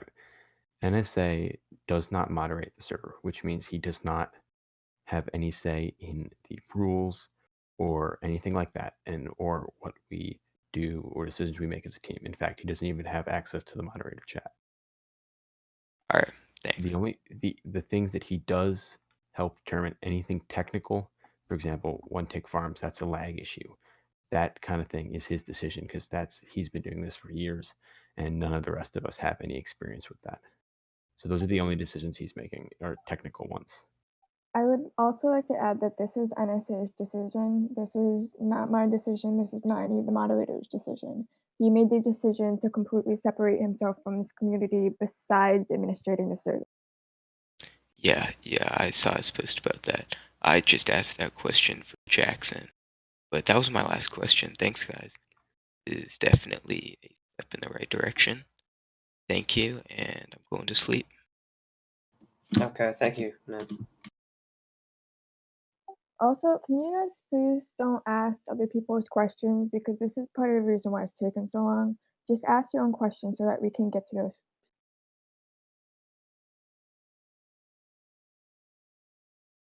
All right, are we moving on to the next person? Yes. All right, next person is NIHXL. Okay, you're. All right, yeah, I'm here. So spam movement. So my main point that I wanted to bring up today was basically I've been banned 2 times, and both bans went from obviously this one I We understand. won't be discussing players' No, bans. no. I'm sorry. I know you're not It's- discussing player bans. I'm discussing the policy around it. um, So yeah, sorry for the confusion. Basically, there's no contact with the users that are banned unless there's a screenshot from chat or whatever of the moderator banning the person for longer. So both times that I have been banned, my ban has been extended past the original ban message that I got via the Minecraft client. So are there any plans to like improve on that system? Because it's really frustrating, if you go back after one day, like, oh, I should be unbanned, right? And you can't log back in, and you have to message a moderator, and just it takes time out of your day and their day and all that stuff. Is there any like are you guys gonna think about changing anything related to that, or make any changes related to that? So I think the rate at which we modify bans is very, very small. I think I've only done it twice in my 3-ish months here. So I just think that it's such a niche thing. We'll try. Yeah, I think that if a ban is extended or reduced or something, we'll try and let you guys know. But it's hard to, for a lot of the people here, we don't know the yeah, it's Discord not names common, or but when it anything, does, so it's it's just hard. yeah, it's kind of annoying when it does happen. Yeah. So then I was gonna ask just a couple of quick questions. Legal means of escape, is that just by case kind of? That was already in the addressed. past? And, Okay. So yeah. 60. Yeah. And then for client performance mods like such as shaders and Optifine stuff like that, I know some of the shaders that I've used in the past have given me accidental X-ray on vanilla worlds as well as some servers. I didn't use them on TGN because I wasn't playing it that much at the time. Let's say if I was to be using a shader set that gave me an accidental X-ray when the server rendered a new chunk or whatever near me, and I saw diamonds, what have you, would I be in trouble if I went and mined those diamonds? So there are ways to X-ray in vanilla Minecraft, and also there are mods to do it and texture packs and everything. But generally, if it's a glitch or something in this accident, we're not gonna ban you for it, but just don't do that. Gotcha. Yeah, I mean, it's not super common. It's only certain shader sets that it does happen. It's just weird, but I wanted to make sure that if I was using that shader pack again, I wouldn't get in trouble. Um, so bypass of PvP, like combat logging, if you use knockback on a sword, it can be knocked back into the nether hub. Is there, I don't know what bucket mod you guys are using for that, but is there a way to possibly change the way that works, or is it just one of those things where it's just like That would be a question for NSA. Okay, That's really yeah. a technical NSA kind of thing that we don't really have the ability to Okay. deal with. Are you guys not to like offend anyone, but are you guys familiar with bucket or how it works or anything Yeah, like that? I've set up multiple servers. Yeah. Okay, yeah, just as long as like someone here. And then in regards to chargeback, we've all kind of circle jerked this a little bit too long, but some card providers can charge back or flag suspicious purchases. Is that one of those things that's case by case? Like if we manage to show proof that it was just like automatically charged back by a card provider. Honestly, this again is something that has to go to NSA. I can't deal with this, and neither can any of the mods. So any questions they're on about that chargeback need to be directed to NSA because I really can't answer them. I think a lot of these questions are very case by case, and if you think it's case by case, it's probably a better idea to DM the mods rather than bring it up now because it is getting later, and we obviously want to get to as many people as possible before people start dropping out because it's getting late. So, if your question isn't about the rules specifically, if it's not about a change in the rules or something in an addition or something, please save it for later. This is just about the rules right now. And then another one with the rule about alt accounts, just for a little bit of clarification, I tried understanding this to the best of my ability in the document that you guys released today. If if I was to accidentally log in on my alt account, and is it one of those things where I would get banned automatically for it, or would it just be should I just like contact the moderator and tell them I accidentally logged in on my account, what have you?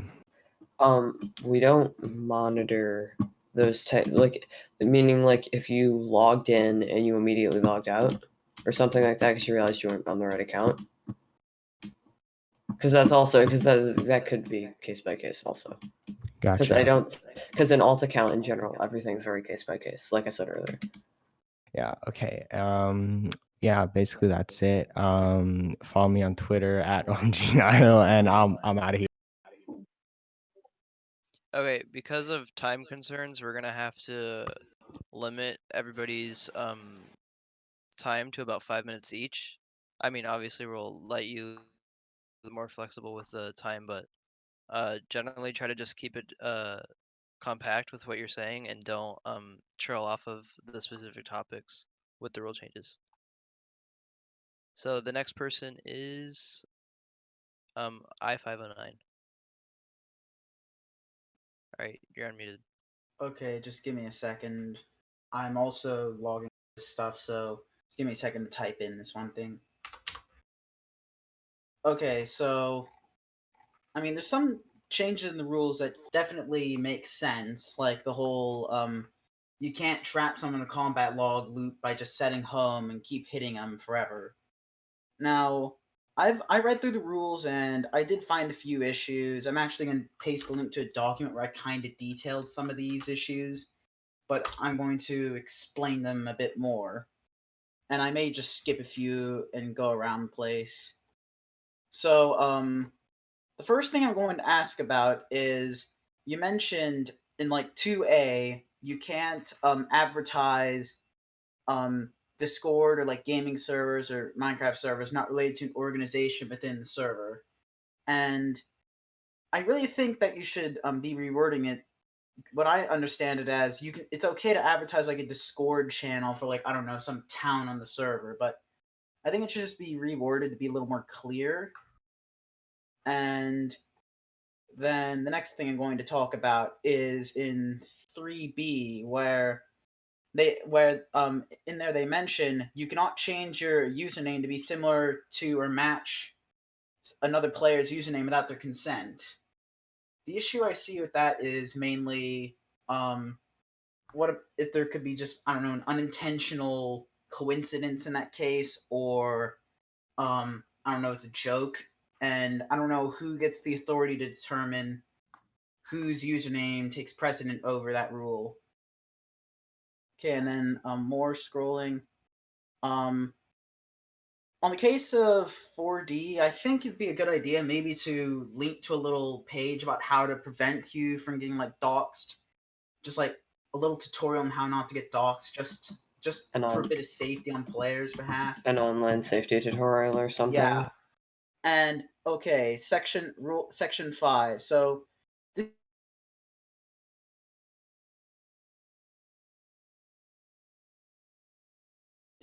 you say you have to do a process to do it. Now, the issue I see is what rights do the player who's being evicted have in like opposing the eviction?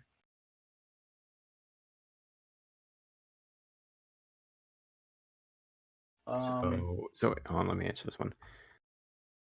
I think that the whole thing of an eviction has kind of gotten mixed up recently, and there have been some enforcements of this rule that aren't the way that we originally enforced the rule and aren't the way that the rule is supposed to be enforced. Evictions, you can't evict someone off of their own property. Now, there's a special case for towns. Some towns have it set up where you are, I can speak only for, I can speak for Volcano Cult was an example when that was a thing. You were simply allowed to use the land and the land was owned by the town. So that's a special case there. But you can't be evicted off of land that you own. So if you build on your own property somewhere and someone tries to evict you, they can't do that. If, for example, you live in a town and there is a rule or clause that says you are simply like renting the land or something like that, or borrowing it, then however the town has it set up, town leaders control the land. That's that's all their stuff. Okay, let me just switch back to it in Discord. So I'll move on to different sections. So in 6C, you mentioned that traps are allowed in the case they are manually activated by a player. Now, the issue I see there is, does this trap end up staying legal if, for example, the person who's being trapped accidentally fires off the trap? Like, I don't know, they accidentally hit a tripwire and the trap fires off? That's case by case. Okay, then there's 6E where it talks about moving a player outside a PvP protected area. So I really think the PvP protected area should maybe be, I don't know, put at a different level, or there should be some plugin that prevents within the certain like world guard region of allowing players to push people around. That's one that's a question for NSA. Yeah. Two, as far as I'm aware, there's not a way to do that because of the way that it's coded into the game. You can't. I can't speak for certain, but it sounds like something that would not be possible, or there wouldn't be support for it in a mod, even if it's a plugin, even if it's possible. But once again, NSA question. Okay, then I'm gonna go on to the whole inescapable trap thing. So, We already addressed We've that. gone over yeah, this. this We is already like addressed another clarification. So you mentioned the whole case of fall traps, that if you can escape using command, you can get out, or other legal method. Now, I know that you're probably just say there's another case by case thing, but there should probably be some consideration in case you like put a piston bolt thing in the bottom and prevent you from ever staying still. And then, okay. Also, in the case of traps, I think there maybe should be a thing relating to portal traps. Now, portal traps are specified. yeah, I That know. would you can't. As an There's no example. way to get out. It's Yeah, already an Yeah. example in the rules. I mean, I'm going to mention this. It It's is a bit literally off listed as topic. an example. Okay. I'm going to mention this is a bit off topic, but I'm kind of working on a plugin that could help people escape portal traps, but I'll go talk to NSA about that when I get it into a workable state. Okay, so go on more. We've already passed the 5-minute mark, so just try to wrap up what Okay. you're. Okay, this is the last section I'm really going to mention. So it mentions on the case you can't make modifications to the client computer mouse.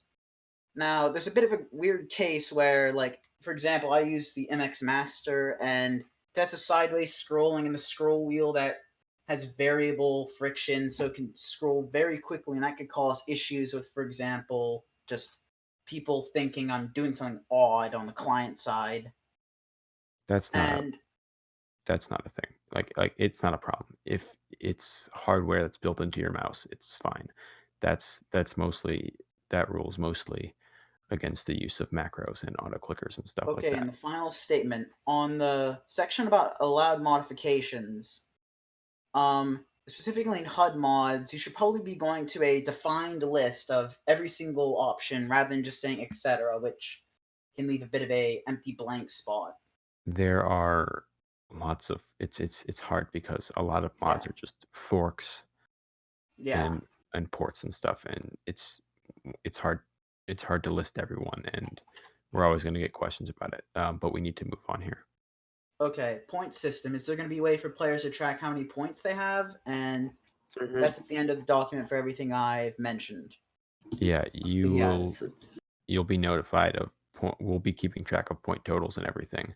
So if you don't know it, ask a moderator, and they should be given to you with your point total will be given to you. So okay, that's everything. All right, thank you. Yeah. Thank you. All right, next is Drew, and I'm gonna start reminding people, or I'm gonna start mentioning to people once we hit the 4-minute mark, so we don't go over the time limit, so we can try to get to everybody. All right, Drew, you're unmuted. Hello, can everyone hear me? Mhm. All right. So I want to address 2F. So first off, thanks for setting this all up. Obviously, it's taking a lot of time out of your guys' days, and it shows you really do want to give us a voice and take our ideas into consideration. So 2F was brought up earlier, and Kara responded to it. However, the community did not have a chance to respond to these responses. So what I'm going to do is break down some of her. Okay, we really don't have a lot of time, and if you, we can talk about this rule later. We've already discussed it a lot, and we do want to get everyone in. So if you have questions about 2F specifically, please direct them to a moderator or something after this. We can have another. We can do We did not something discuss else. 2F. Yes, Nobody we did. responded to. Yes, we did. We discussed 2F a lot. So if you don't have, we can discuss 2F more later after this, but right now we just need to get to everyone. So There if you was don't one have, written in comment about 2F, which Kara responded to, and nobody ever had an opportunity to actually Please. explain any of the issues. I can just summarize quickly if that's what you'd like, but I think the community does want to talk about this. we do need to move on. We really need to move on. It's for a lot of people. It's really late, and we just need to move on. I'm sorry that I'm cutting you off, but everyone wants to get a chance to speak here. So if you don't have a question about 2F, or if you have a question about 2F, please direct it later. If you don't have a question that pertains to other rules, please, we need to move on.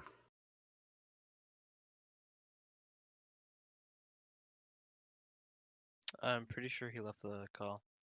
Oh, okay. All right, next person. Next person is Jackson. Jackson. Where's Jackson?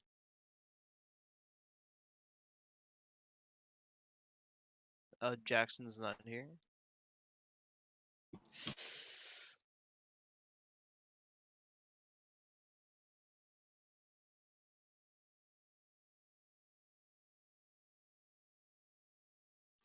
All right, next is user taken. So this is his point. I've just posted it in Town Hall, and so just waiting a response.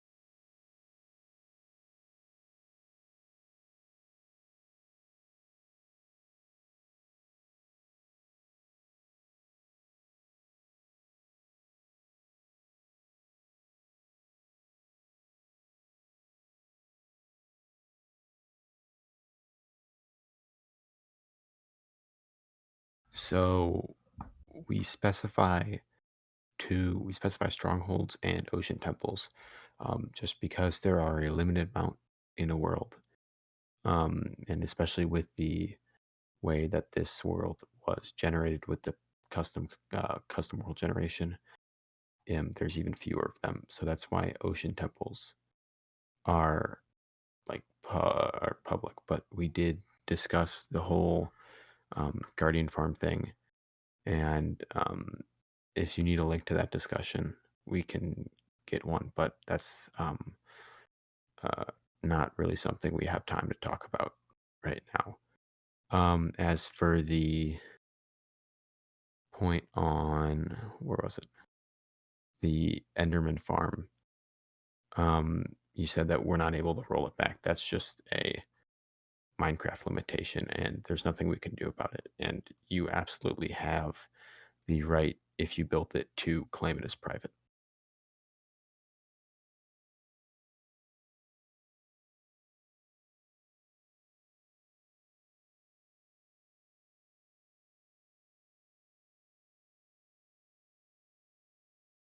Who's next? If that answers your question, Mold. Oh, we're moving on to the next person. If that answers his question, he's typing. Okay, yeah, he says it's good. So who's next? Pilio. Epic guy. Oh, it's Epic.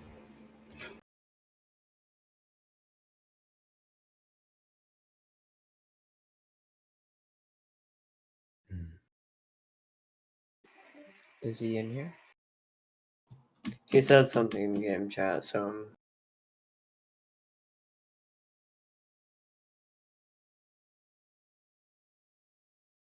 Looks like he's not here. yeah, he's here. Scoop. Is he? I just unmuted him. Oh, there we go. You're unmuted.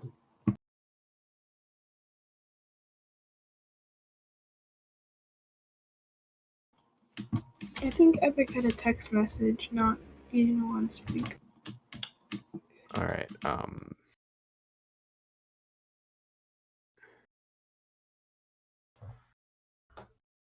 Okay, Chara on behalf of Prot is up next then.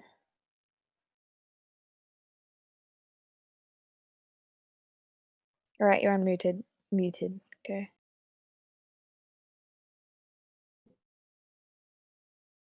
Can I be heard? Yeah. All right. Just give me 1 minute. So, I guess I'm talking. This is about Prot's point. I'm just checking what he's told me to say. Okay. So the first thing you wanted me to address was the legality of pet withers. I don't really see much of a clarification in the rules as of yet, but I just wanted to know about that.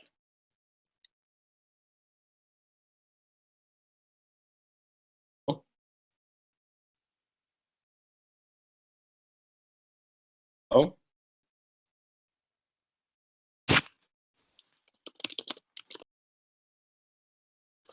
could you repeat that, please?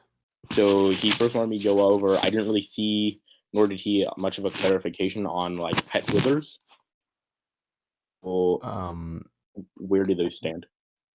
So it's really a case by case basis, but intent is like the big thing. If the wither aggroes you and you kill it to stay alive, or something, or it's a ghast or something, that's obviously self defense. But if pets are like kept properly, like for example, a wither is completely encased, it can't leave anyway, because it can't break blocks, so that shouldn't be a problem. But it's case by case at that point. So I guess one of my other frustrations is a lot of the stuff is said. We said over and over, it's going to be case by case, but I think that was a lot of the frustration haven't been cleared up, and they're not very consistent. Because we're constantly saying it's case by case. Anything that is intent based or relies on something else, like approval or the situation, for example, evicting, that is case by case. For towns, that's case by case because it differs between towns. Anything like that has to be case by case, and we can't address that in the rules themselves because the situation varies widely. Yeah, that makes sense. And you guys have repeatedly expressed frustrations with general rules that aren't that can cover so many broad topics, so we wanted to avoid them. And unfortunately, for some situations, there's no way to avoid both. I guess I'm still frustrated because if that was like our frustration, why are we not addressing those? So I had another question.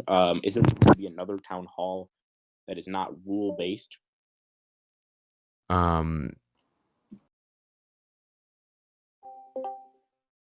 We don't have anything planned don't at have this anything current yet. time.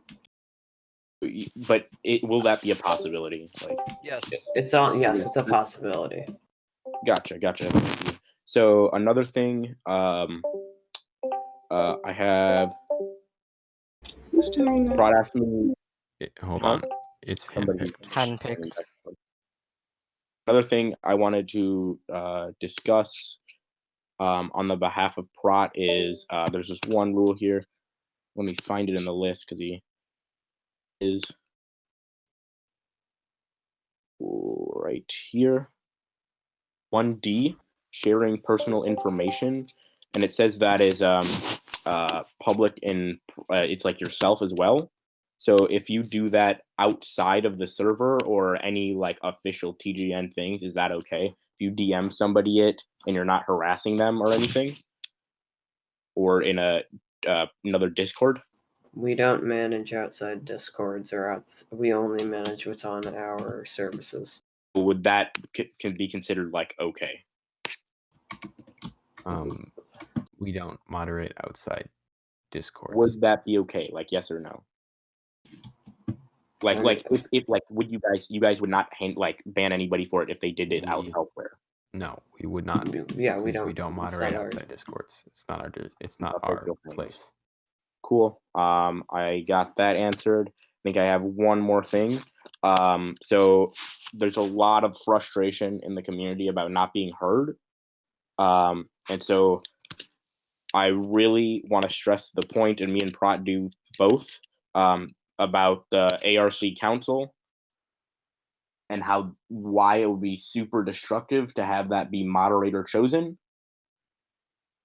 I think that would really feel really disrespectful to me and a lot of other people because you're having a community based, like a representatives of the community, representatives of the community if they're not voted in by the community, which is super frustrating because then you're not there's very little chance that you're actually going to have those people might not be critical of certain things, and they might not get across actual community concerns.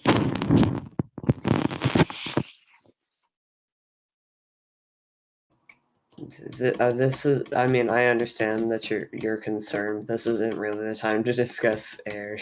We're here for the rules. I mean, Like I like, see. I'm I trying see to what you're discuss saying, the though. rules. I see. Like I'll take that. I know what you're, and I understand why you're saying. Yeah, like and this is why I kind of like just want another town hall that is not, because a lot of our concerns aren't rule based. So I guess I'm not going to take up any more of anybody else's time searching for things, and then I'll just wait for my own personal turn. Thanks, guys. Okay. Thank you. Thank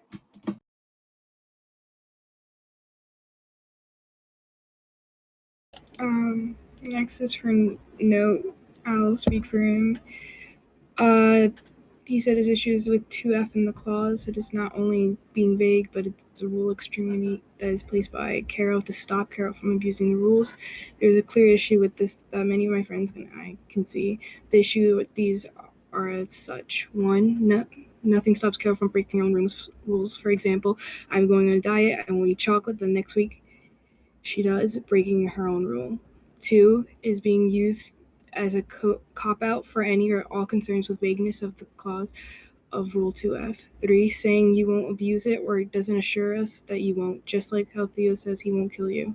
4, saying that other servers have a clause does not make it any less of an issue. 5, players shouldn't have to be stopped on their actions.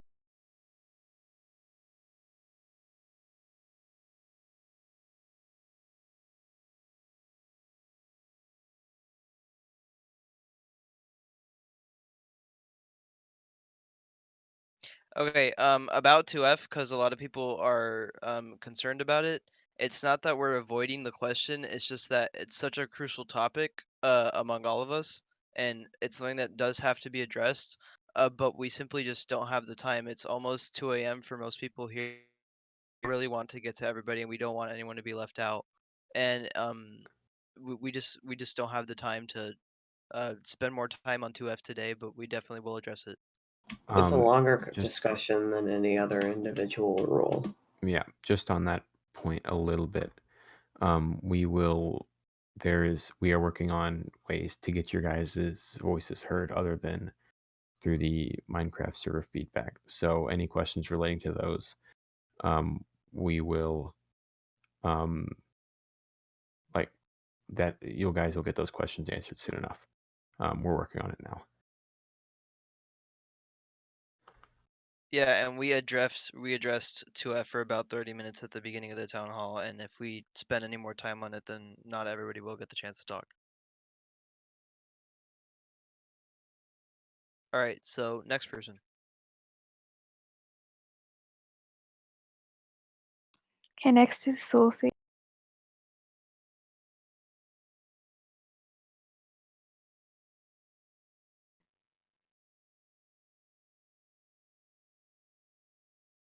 Okay, you're unmuted.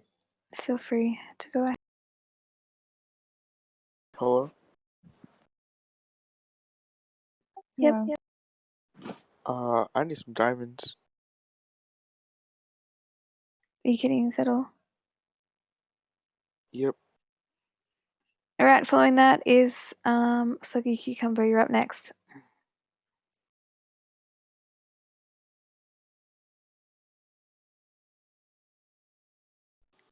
Oh, is it test 1, 2? Yeah. Yep. Okay, cool. I can give you some diamonds, if you want. Please keep it on topic. On topic. You've got 5 minutes to speak. That's it. I think that was it.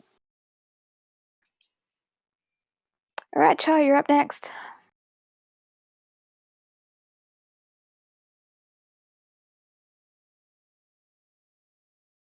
Okay, you should be unmuted.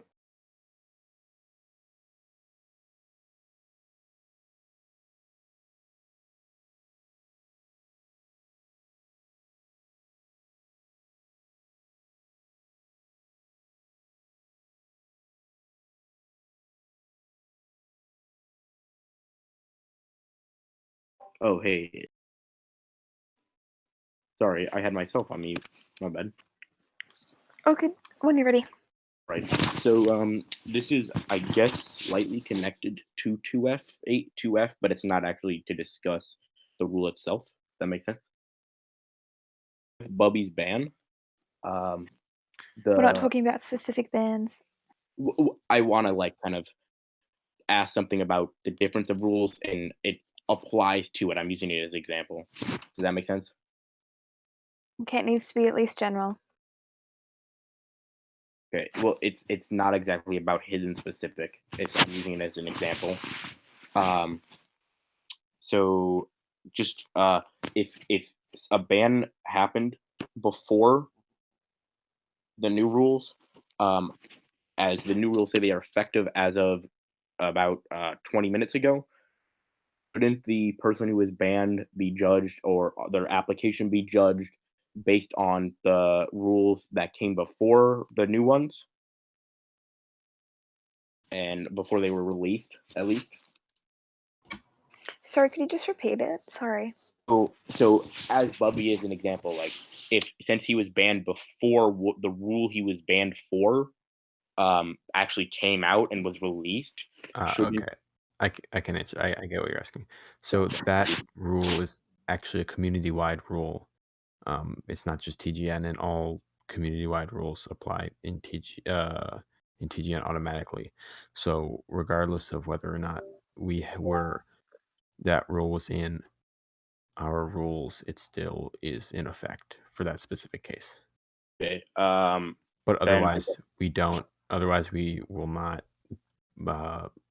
act on rules that are not in place yet. Yes, that makes sense. My only concern with that would be make a clause in our own rules here that says, okay, all other server or community-wide rules take effect here as well. Here is a link to this rule, that rule. That's all I'm going to get at there.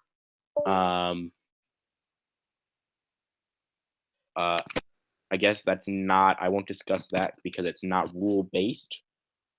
That's for another time. Let me see here.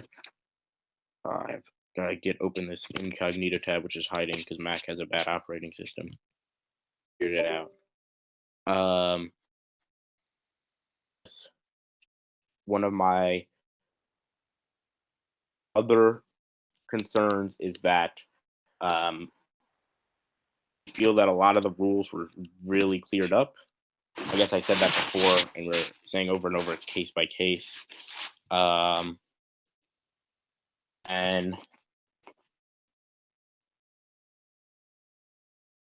I guess I'll try to add myself back in the queue when I can think of more stuff, but most of my issues have been concerned or aren't rule-based. Guys? Okay, thank you. All right, next up is Zarthacon. All right.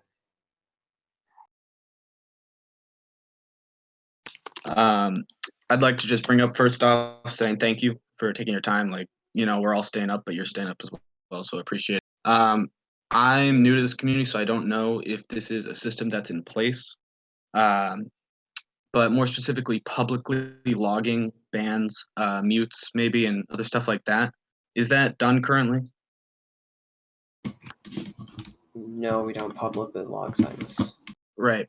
And so what I'm wondering is if you could create a system like that so that we can look back on different bans and different mutes and see the reasoning behind them, use those reasons to go forward from there and make decisions from those, sort of like, I don't know, just like a system like that. We do already log everything privately. We just haven't made that information available. Right. And so I think a lot of these case by case questions that are coming up are possibly because people don't have access to these unpublic situations, private situations, I mean. And I personally, I don't know how the community feels about this.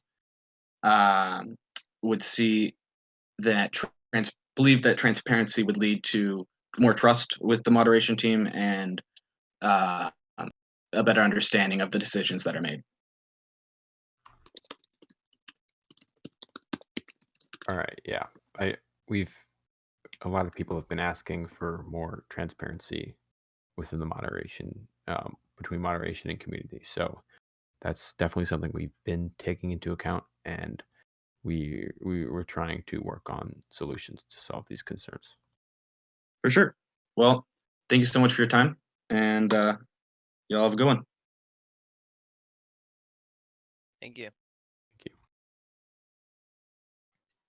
Okay, so I don't have anyone else registered to talk. So if you want to talk, please post a message in Town Hall right now.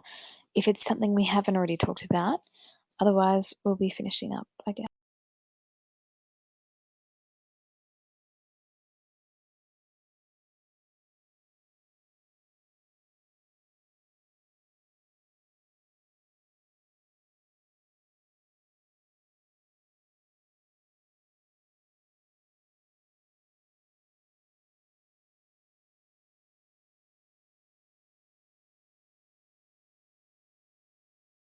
I'm not looking at Town Hall right now, but if no one else, I'm gonna have Epic go right now. Epic, I'm gonna Yeah. unmute.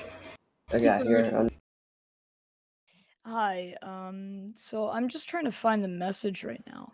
Because I'm a fucking idiot, but basically my request pertains to the chain of command issue, where Caro is on top of the chain of command, but why is it that all reports have to be filtered to her? Why couldn't it just be that you would have more individual power within the mod structure, such as with Alex? Because when you talked about Alex, you said that she didn't have much power, and I know this is a lot, way back in the conversation, but I've had this for a while. But I'm just saying that shouldn't there be more independence pertaining to the higher ups, which, as in Alex and more higher up mods, because obviously not all moderators should have completely independent decision making, but you can see, many instances throughout history where individual commanders, generals, politicians, they have more control because they have more experience with the issue that they handle. So I'm asking, if people like Alex should be given more control instead of having to report to Caro. So, as The many of you are report's aware, not immediately given to Also, please let Drew talk, please. That'd be great. here I'll address the first one. So, as many of you are aware, Alex is retired, and the reason Caro specifically has begun to get involved more is because we don't currently have a team leader. That's not something we don't have a replacement yet. But I have um, many suggestions for a team lead, such as Muzak 23, who has probably the we're most. not hearing these. We're not. This is about Yeah, the rules okay, right yeah, now, that's fair. That's what and I missed. so the concerns that we try to make most decisions as a team, and at least big ones anyway, because we try to remain consistent between every moderator's actions. We don't tier ourselves. We don't list ourselves as juniors and senior moderators for a reason. Oh yeah, no, definitely. But Because what you we want to. Everyone has the same abilities to do that. That's what being a moderator is. Everyone has the same voice. So we Mhm. so we don't. That's why we don't tier ourselves. That's why we don't list people as junior seniors. Yeah, no, I'm just asking for more like higher up mods, like people like team leaders. Like, why would they have to report issues directly to Caro, and why would they? Why Many wouldn't they? Would they have more power? Is what I'm asking with this new rule set. when Alex was still team lead, we never really. Kara wasn't involved with the moderation of TGN as much, unless Yeah. Alex specifically had a question. If we had questions, we would go to Alex. Didn't you say earlier in the discussion that all issues would be filtered to Caro? No, all not most big issues. All big issues. 99% of the issues are either handled by individual mods or by the team lead. And if Caro Okay. is involved, then it's a unanimous decision by the whole team and not just Caro herself. And the Okay, reason thanks. that specifically now it's Caro is because we don't have a team lead. So Yeah. these questions would go to a team lead if we had one. We just don't right now. Okay. Okay, thank you. Also, can you please feature Drew? He's been wanting to get on forever now. He really needs a spot. Thanks. Okay, bye.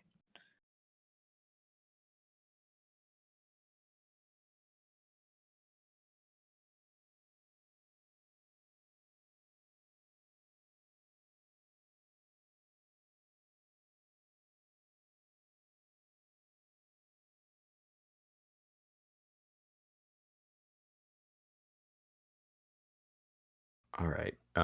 Drew, you should be unmuted. Hello? Hello. Am I allowed to discuss 2F?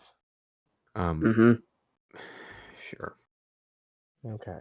You still have the same. We're still trying to keep it short because it is getting late for everyone, and we do want to wrap this I up. have everything already prepared, so I just want to get this out.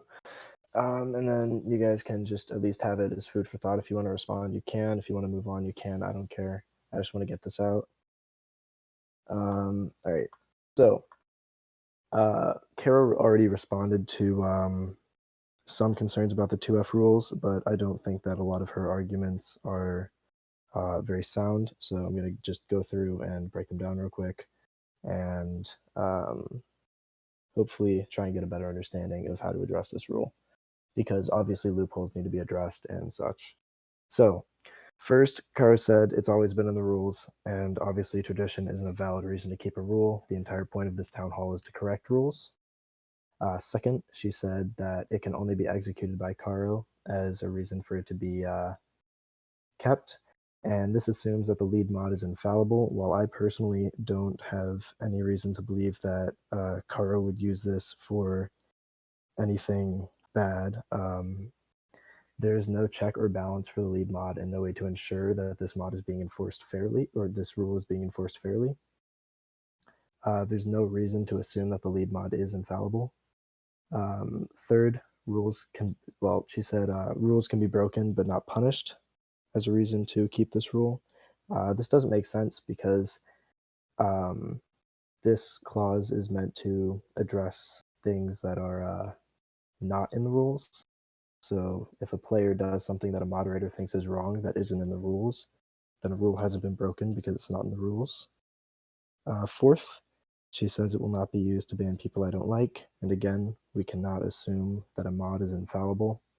We have to build the rules as watertight as possible. Fifth, she argues that most other servers have this. However, other servers are not an argument.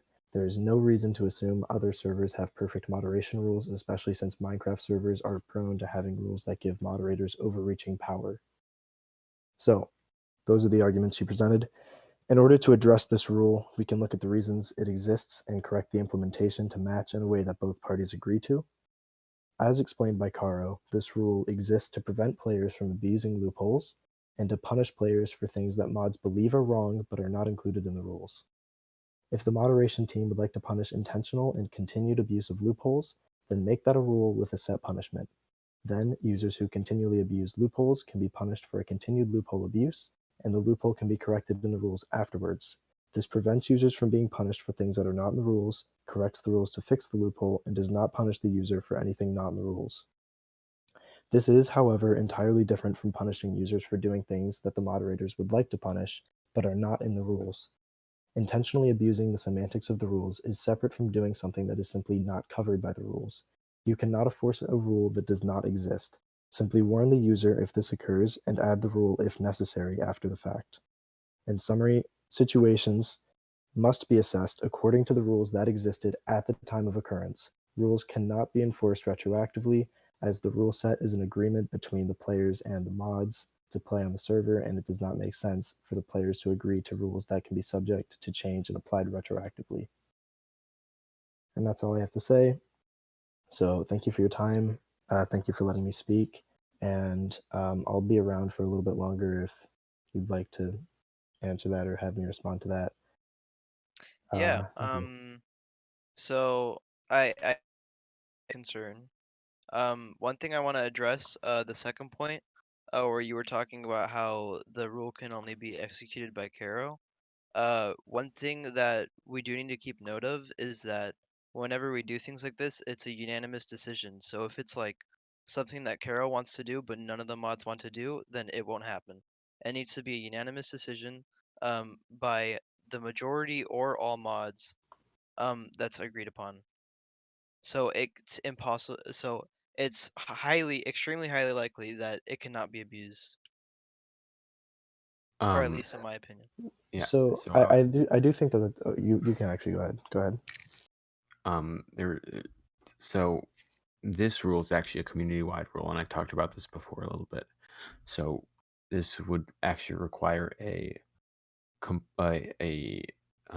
rewrite of the rules, not just in TGN, because all community rules automatically apply on TGN. So regardless of whether this is in our rules, it still applies here. And I know that's going to upset a lot of people. It's just the way that things are, at least they're set up now. So that requires the other moderators from other branches to also give their feedback. And then the second point I was going to say is we've actually had 2 cases recently that have been punished more severely than they would than the offenses themselves because of the 2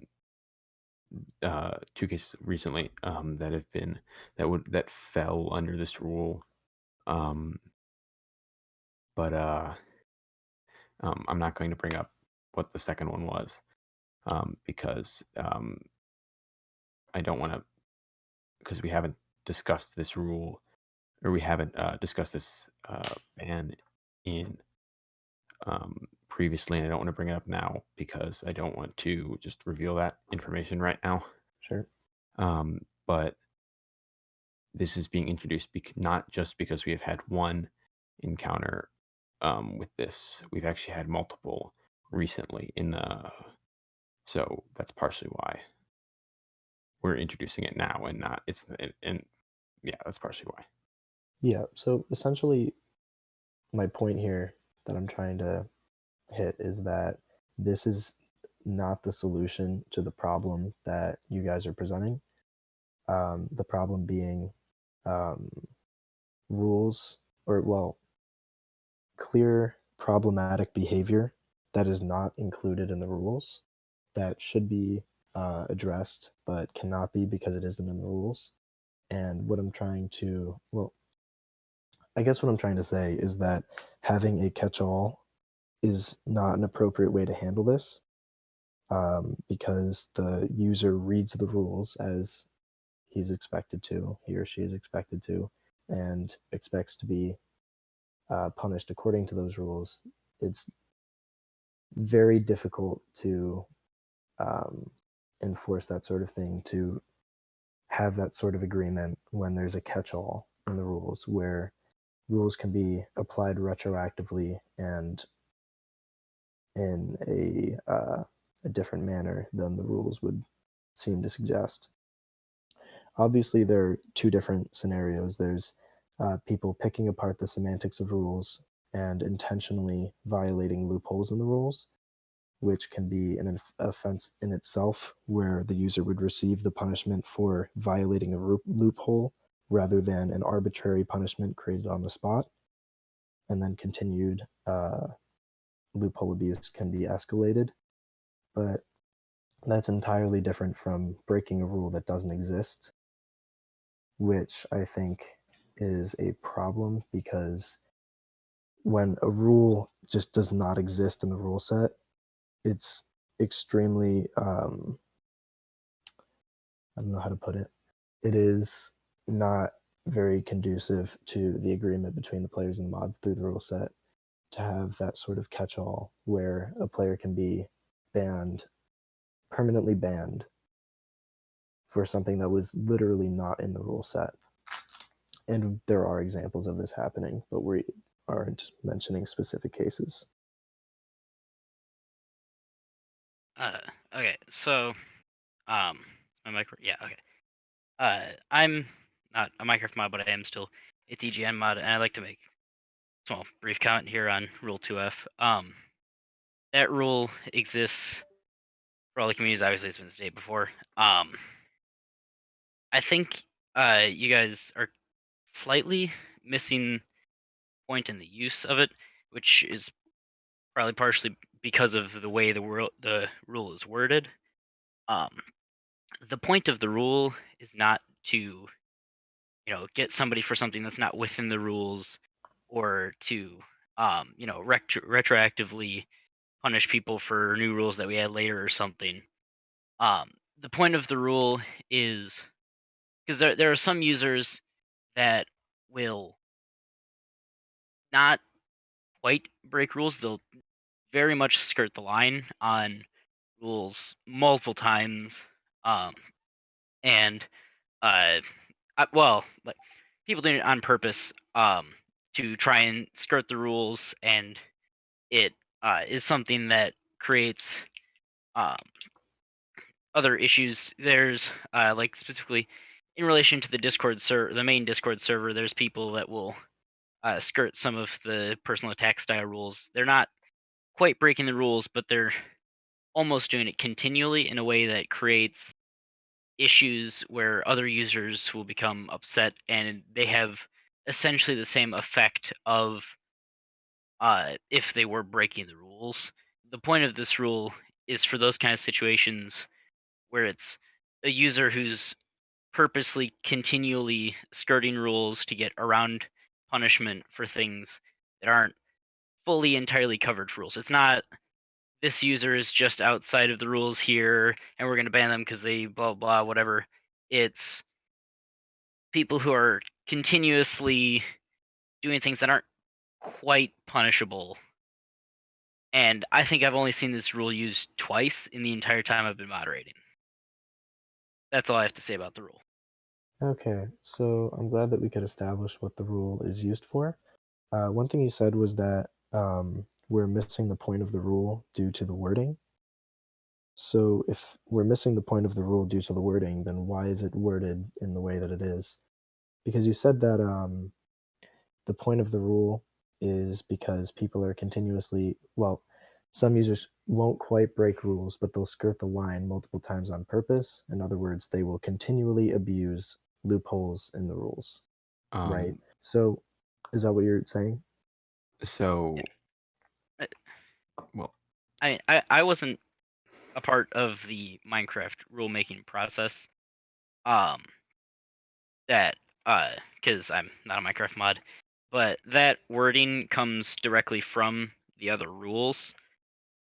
It's intentionally broad so that it can fit certain situations, because not every single situation is a user continuously skirting rules. Sometimes it's a person that will be doing something completely within the rules, but is very much making a thing or making issues with tons of other users. It's not like this person's not breaking the rules, but we think they should be banned. It's oftentimes a lot of stuff with other users having, or lots of other people having issues with this specific person. So I think that I can clarify a little bit more. Yeah. This rule, this wording for the rule comes directly from the other sets of rules, and so it makes this rule is a lot clearer when considering the context of a Discord server or a subreddit, where there are just less the actions that could be considered disturbing, like the normal functionality or whatever. The normal flow of things is much more limited and much more clear cut as to what falls under that. Whereas for like a Minecraft server, you could be just killing people, and it's like it's not the same thing. And I think that's part of the reason that there is confusion here. Yeah, so I agree with that, and I'll talk about each point. So one thing that was said was sometimes someone will do something within the rules that causes issues. So if something's causing issues and it's not in the rules, and it should be, then wouldn't the proper response be to create a rule for that and then possibly release an announcement, hey, the rules have been updated so that players know. And then if the action continues, then that rule, the player can be punished for that rule that's been created since they should be notified about it, right? Second point, I think the X-Man, it was you that talked about how this rule specifically in its wording works best in a Discord server or Reddit. So then why not change the rule for a Minecraft server? If you're saying that it works for a Discord server and not a Minecraft server, then yes, I think we all agree with that. We all agree that there's vague wording. So why don't we work on fixing that vague wording and focusing on correcting the specific issues that we're trying to address, which are, as has been said, someone trying to do something within the rules that causes issues. I think eliminating that vagueness would be very beneficial.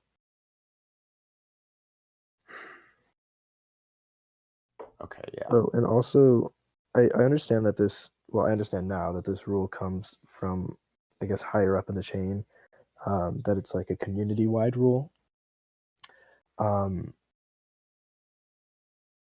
This is, I don't know, it's, like you said, it was, a Minecraft server is entirely different from a Discord server or Reddit. Also in that, a lot of the users here actually financially contribute to the upkeep of the server. And so having this sort of vagueness in the rules can feel very unsatisfying and very difficult to play with.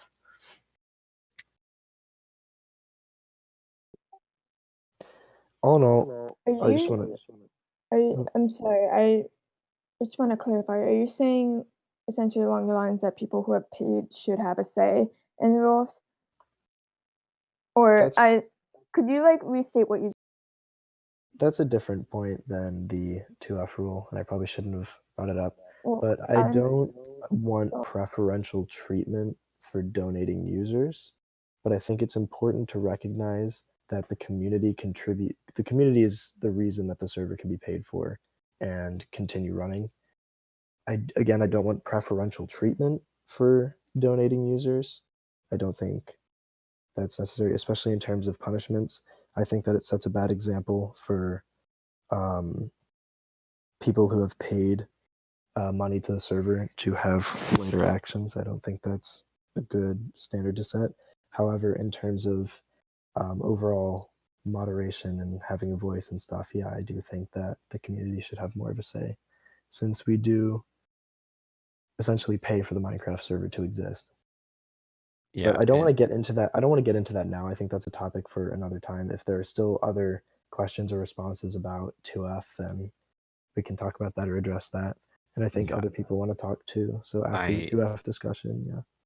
I just want to say, I already mentioned this, that we are working on ways for you guys to get your voices more heard, and yeah, you'll hear about that pretty soon. So, I think that's awesome. Thank you. all right. So is there anything else on 2F? Any other responses or final words on where a direction that plans to be taken with that?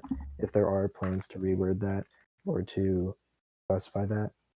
And also if there are plans to no longer retroactively punish users and instead to warn them, create the rule, and then punish repeated usage or repeated abuse of that rule after it's been created? Once again, there's no retroactive punishment. The rule automatically applies in TGN because it is a community-wide rule. We've clarified that before, but Right, but can you at least see how it comes off as retroactive punishment when it's not when a user is punished for? Yeah, okay. Yeah, I can see that. All right, yeah, I understand what you're saying too, that the rule exists, but it's still wishy-washy. Yeah, yeah, it's almost 2 a.m. for some of you guys, so we should probably, of course, get moving. Yeah, thank you for letting me speak. Hope this is something that you guys can think about and possibly we can talk about further or address in some way. Thank you. All right, Shah, you're up next, and you're asking 2 questions, and then we've got Light, and then. Am I up? Okay, cool. So as O8F just asked, I wanted to get it like, I know I mentioned the ARC, but that being took in effect, I talked to the previous lead of the ARC, and they described to me that all 3 communities must be ready. You can see here of it's across all communities, and what's I don't think is that all 3 communities are very different, and their communities are very different. The community there just is not nearly like on the actual subreddit is not nearly as strong. Most of the users scroll through and upvote what they like. Here and on the main Discord, we have our unique communities which have very strong bonds, and there's a lot of people who are more prominent in those. Can't really treat these things when we're seeing a user get banned permanently. When he is extremely prominent, he's done a lot of good in the community. And so banning him without warning is really frustrating because a lot of us know him. He also, Theo said this before, that it hurt him a lot emotionally. He couldn't play with his friends anymore. Like we grow very tight bonds here. And so especially when aren't even posted, like these ones are server wide when those aren't even posted in our own rules. So that's a frustration I have. Why can't we have ARC now and have a different leader of it who knows our community? I guess that's a question. If you'd like to go ahead and answer that, you can. Arc is actually being announced tomorrow. We've had the plans in place. Arc, I don't really understand your comparison with the other 2 branches because Arc is done across all 3 branches. And this was NSA's brainchild, and this So roundup. Are the users in ARC, do they work across all 3 branches? Because actually the leader, No. the previous leader, individual. So Arc is done on each branch with separate people. 8 different people will be chosen across each branch. So there'll be 24 people in all with Arc. They will work in And their those own are channels. moderator chosen, correct? What's that? Those are moderator chosen, correct? Yes. But the previous director told me. Why are they moderator chosen? Because quite frankly, democratic representation on an online community really doesn't work out very well. NSA has explained this previously in Minecraft feedback. If you want to go and search NSA his is a moderator reasoning. right now, so why is that taking into account? Why are you taking his opinion into account? He's not a moderator anymore. We went over this. You can't use NSA when you want to, and you can't. Not attack, let her speak, she's letting you speak, and you let her speak. Sorry. I'm trying to address your questions right now, and it's very hard for me to do that when you're interrupting me and acting aggressive. I'm sorry. As I was saying, they are chosen by the moderators. They have input. I also have input on it. There's no bias when we are choosing these people. We don't want, if you ever go into school and have student council representations, it's always the most popular people that are chosen. And we had this similar form of this on the Discord with Trusted, and it has not worked out. The best way to do this is to choose people who we think are going to be the best fit to get engagement going between the moderators and to the users. It's not for bias. We're not going to choose our friends. We genuinely want to see an engagement between the two groups. I want to see this mod team be more engaged with you guys. I want to see ideas coming from you guys to the mod team. I want to see this work done between you guys, and I want to see the community relations improve. That is a big goal of mine for the summer to be improved on by the end of summer. Okay, go ahead. Sorry. There will be 8 people per branch chosen. They will have their own channel. They will work directly with mods. They will have proposals. There is a proposal system that they go through where the proposals are voted on by all ARC members, by moderators, and then if it's not vetoed, then it goes through. You will see a lot of events that come through this. There will be some rule changes that come through this, and there'll be some policy changes that come through this. This has been demonstrated by the past 2 ARC terms. We have not had a problem with ARC. In fact, we've actually seen a huge boost of engagement, especially with the other 2 communities. I don't think ARC really worked. I mean, it worked for TGN, but it didn't see the engagement that you will probably see this time around because of how small TGN was at the time. But ARC will be released tomorrow, and there'll be applications out for a week, and you guys will have your own applications, and you will be free to choose, throw in your application, regardless of whether or not you were banned on a Minecraft server. But please understand that all history is going to be taken into account. So I think So my frustration with that is that like us as a players worked really hard to get where we are on the server. Yes, it is popularity, but all democratic systems are. You have to work towards getting that popularity. It's not just by the snap of your fingers. Right, I understand that, but the problem with teenagers is that a lot of it has to do with friendship. It doesn't have to do with actual ability or talent or care. A lot of it has to do with friendship with teenagers, and that's the problem. That's where it lies. And I don't want to see people be chosen who are not going to work on ARC, who are not going to commit to it. I want to see people who are going to commit to it for the full 60 days. We unfortunately have a lot of problems with people who don't even fulfill 30 days, and I have to get on their asses to get them to finish it. I want to see people who are actually going to do something and who are going to increase the engagement between mods and users and who actually care about the community. I just don't want to see people who are very popular because they have a lot of friends. I guess I understand what you're getting at. It just like right now that response really frustrates me because I won't be chosen for the same reason I wasn't Why chosen. wouldn't you be chosen? It was for the same reason I wasn't chosen, or the majority reason I wasn't chosen as a moderator. Like you said, all history is taken into account. So that's why I'm so heated on that issue. ARC is not as sensitive as moderator applications, so it's not going to be that big of a deal if you're passed. If you're the one with the Reddit infraction, that's not going to be as significant as an event. So if I could get a word in here, for it. for ARC, we want to. The reason that we don't have it as like everyone votes, including the community, is because we want to choose. Kara said this before. We want to choose people who are getting involved, upstanding people who notice the differences or the problems on the server, and that those are almost always, not almost always, are often going to be different people from the ones who are always popular and the ones who are always getting noticed and stuff like that. So we want to choose people who are I guess, and the I understand what you're saying. Part of that is I just want to kind of speed it up a little bit. Part of the reason that we want to do that is because you guys don't see a lot of it because a lot of it is behind the scenes, but which is really frustrating. I think we also I'm continuing here. Right. Sure. We also don't enjoy when the community is against us as much as you guys don't enjoy it, because it puts a lot of pressure on us, and we want to see you guys happy with the rules and the changes that are being put in place. Because it puts a lot of pressure on us.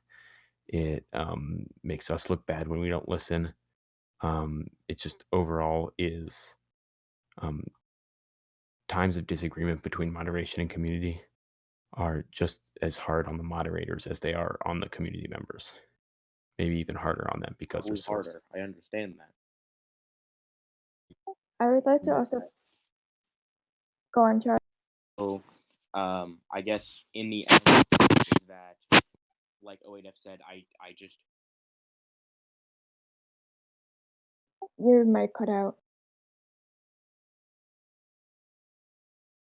okay. Sorry, I'm using a laptop mic, so I'm sorry if that happens.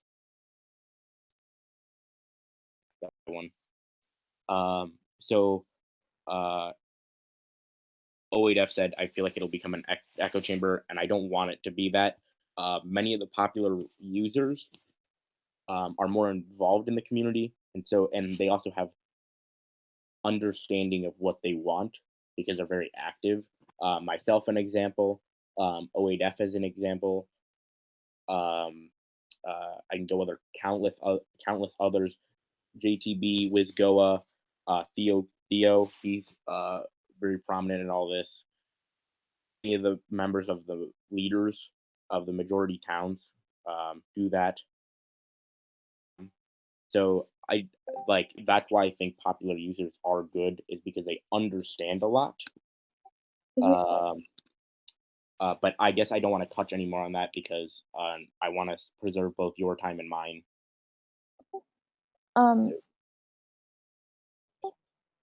The application will go through your ideas. It will go through your ideas, what you want to implement, what you want to see changed. If you have disagreements with the moderators, what things that you don't like about the moderating team, it will go through that. Just write detailed responses, write detailed response for ideas and stuff. I'll do that. I spent 10 hours on my moderator application. And it will be considered. I think the people who are popular, who have those ideas, I don't see why not they, couldn't be a possibility for art. If they're able to write out a very good app, then they're obviously a very good candidate for art. But I don't want to just blanket insert people into art. I think we should stop discussing ARC right now, as this is supposed I to be agree. about the rules. Yeah. We're And running in also, circles here. also, let's wait until everyone has seen the application and stuff before we discuss it more. Yeah. How does that sound? All right. Yeah, Good that on sounds good to everyone. me. We're running in circles here. I agree. So let's move on. All right, so, last up is Light. So there you go. You're unmuted.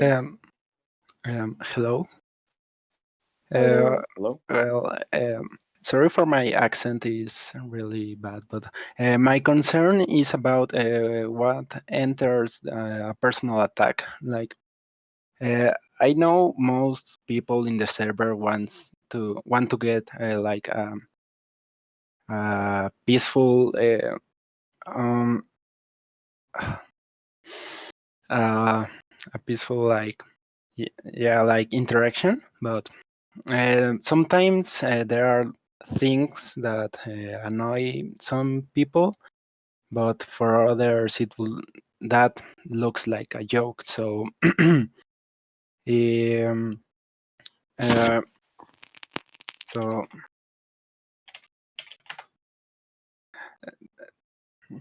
so oh fuck,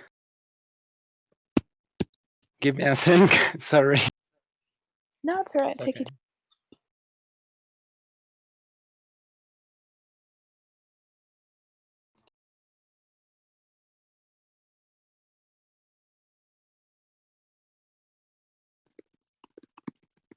Okay, I'm ready.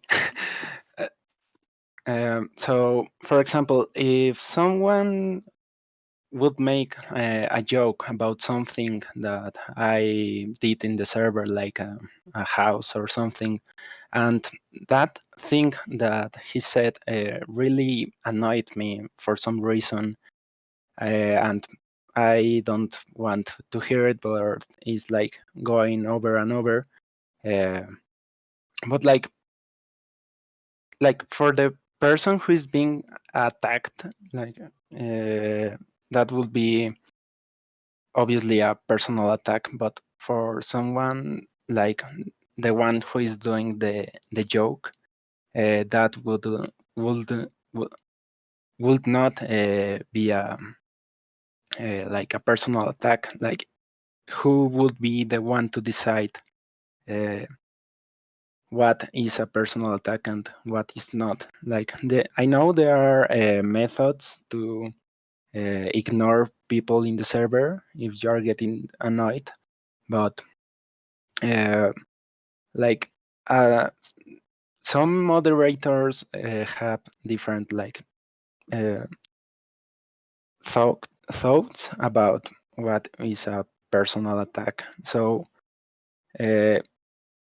I think that the personal attack section is no, is not really well defined. Like, so yeah, I don't know if yeah. Mhm. So So you just want us to maybe look at the wording for personal attacks and just make it a little bit clearer? hmm?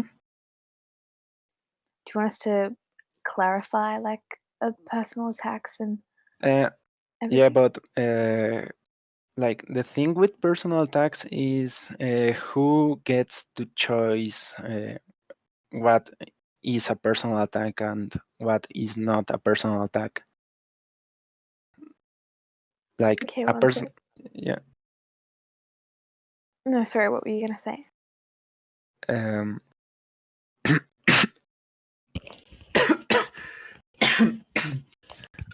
sorry. Um, uh, what was I gonna say? So, sorry, you can go ahead. No, go ahead. So for personal attacks, it's a case by case basis, so it depends on the situation. Like if I insult like somebody's shirt or something one time, I mean, I'm not gonna get banned for that or anything. But if it continues to happen over and over again, um, it will be punished. Yeah. Also, like, there's always in any community like these jokes that come around, like the Theo thing, um, and other like Shadow Fury and that. So, like, if people like make jokes about it, but like the person who is getting the jokes really doesn't bother, but it's going over and over, and that will be like a personal attack. Like,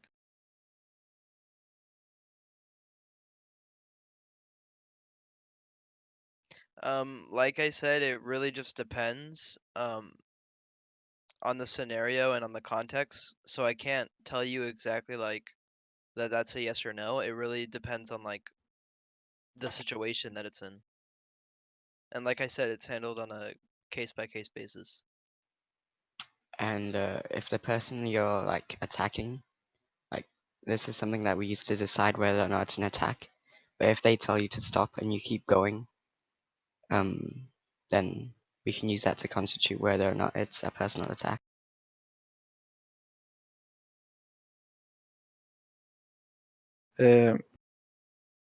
so like if the yeah yeah so the person who is getting the joke reports that that he's getting annoyed by that humor. In that case, that will be a personal attack, right?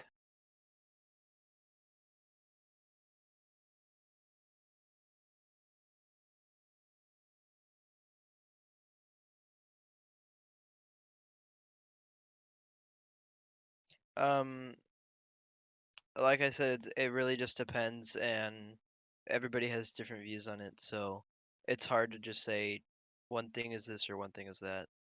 But yeah. Yeah. Well, I think that will be like all the thing that I wanted to say. Like, if it's really a case by case thing, like I think it should be mentioned in the rules specified, and I think that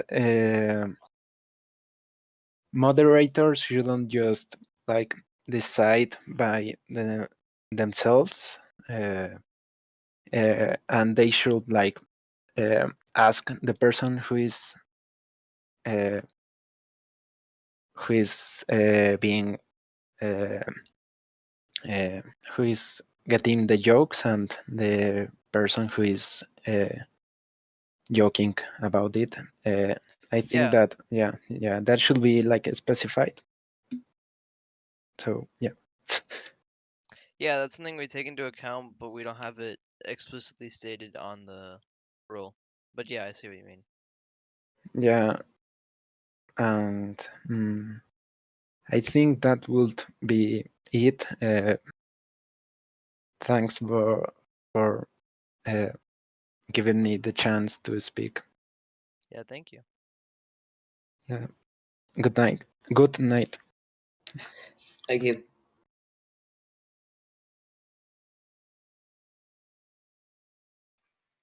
Right, I think we're wrapping up now, right now. So thank you everyone for your participation in this. If you feel you still have something to say, please put it in Minecraft feedback, the channel, and we will get to it.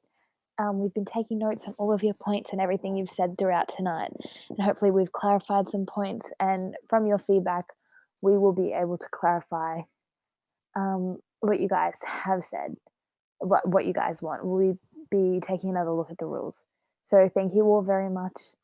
And yeah, thanks for participating. Okay, yeah, I just want to reiterate, thank you everyone. Please make sure to continue your feedback. It's still appreciated, even though the town hall is obviously over and the rules are like, this is the update and we have to go from here. We will always be taking feedback, as with Teen Serve and how they do things. I hope you guys had a nice time, and I hope this could clear some things up. Look forward to seeing you all soon. And here's a nice click for the people that want the ASMR in the Minecraft chat.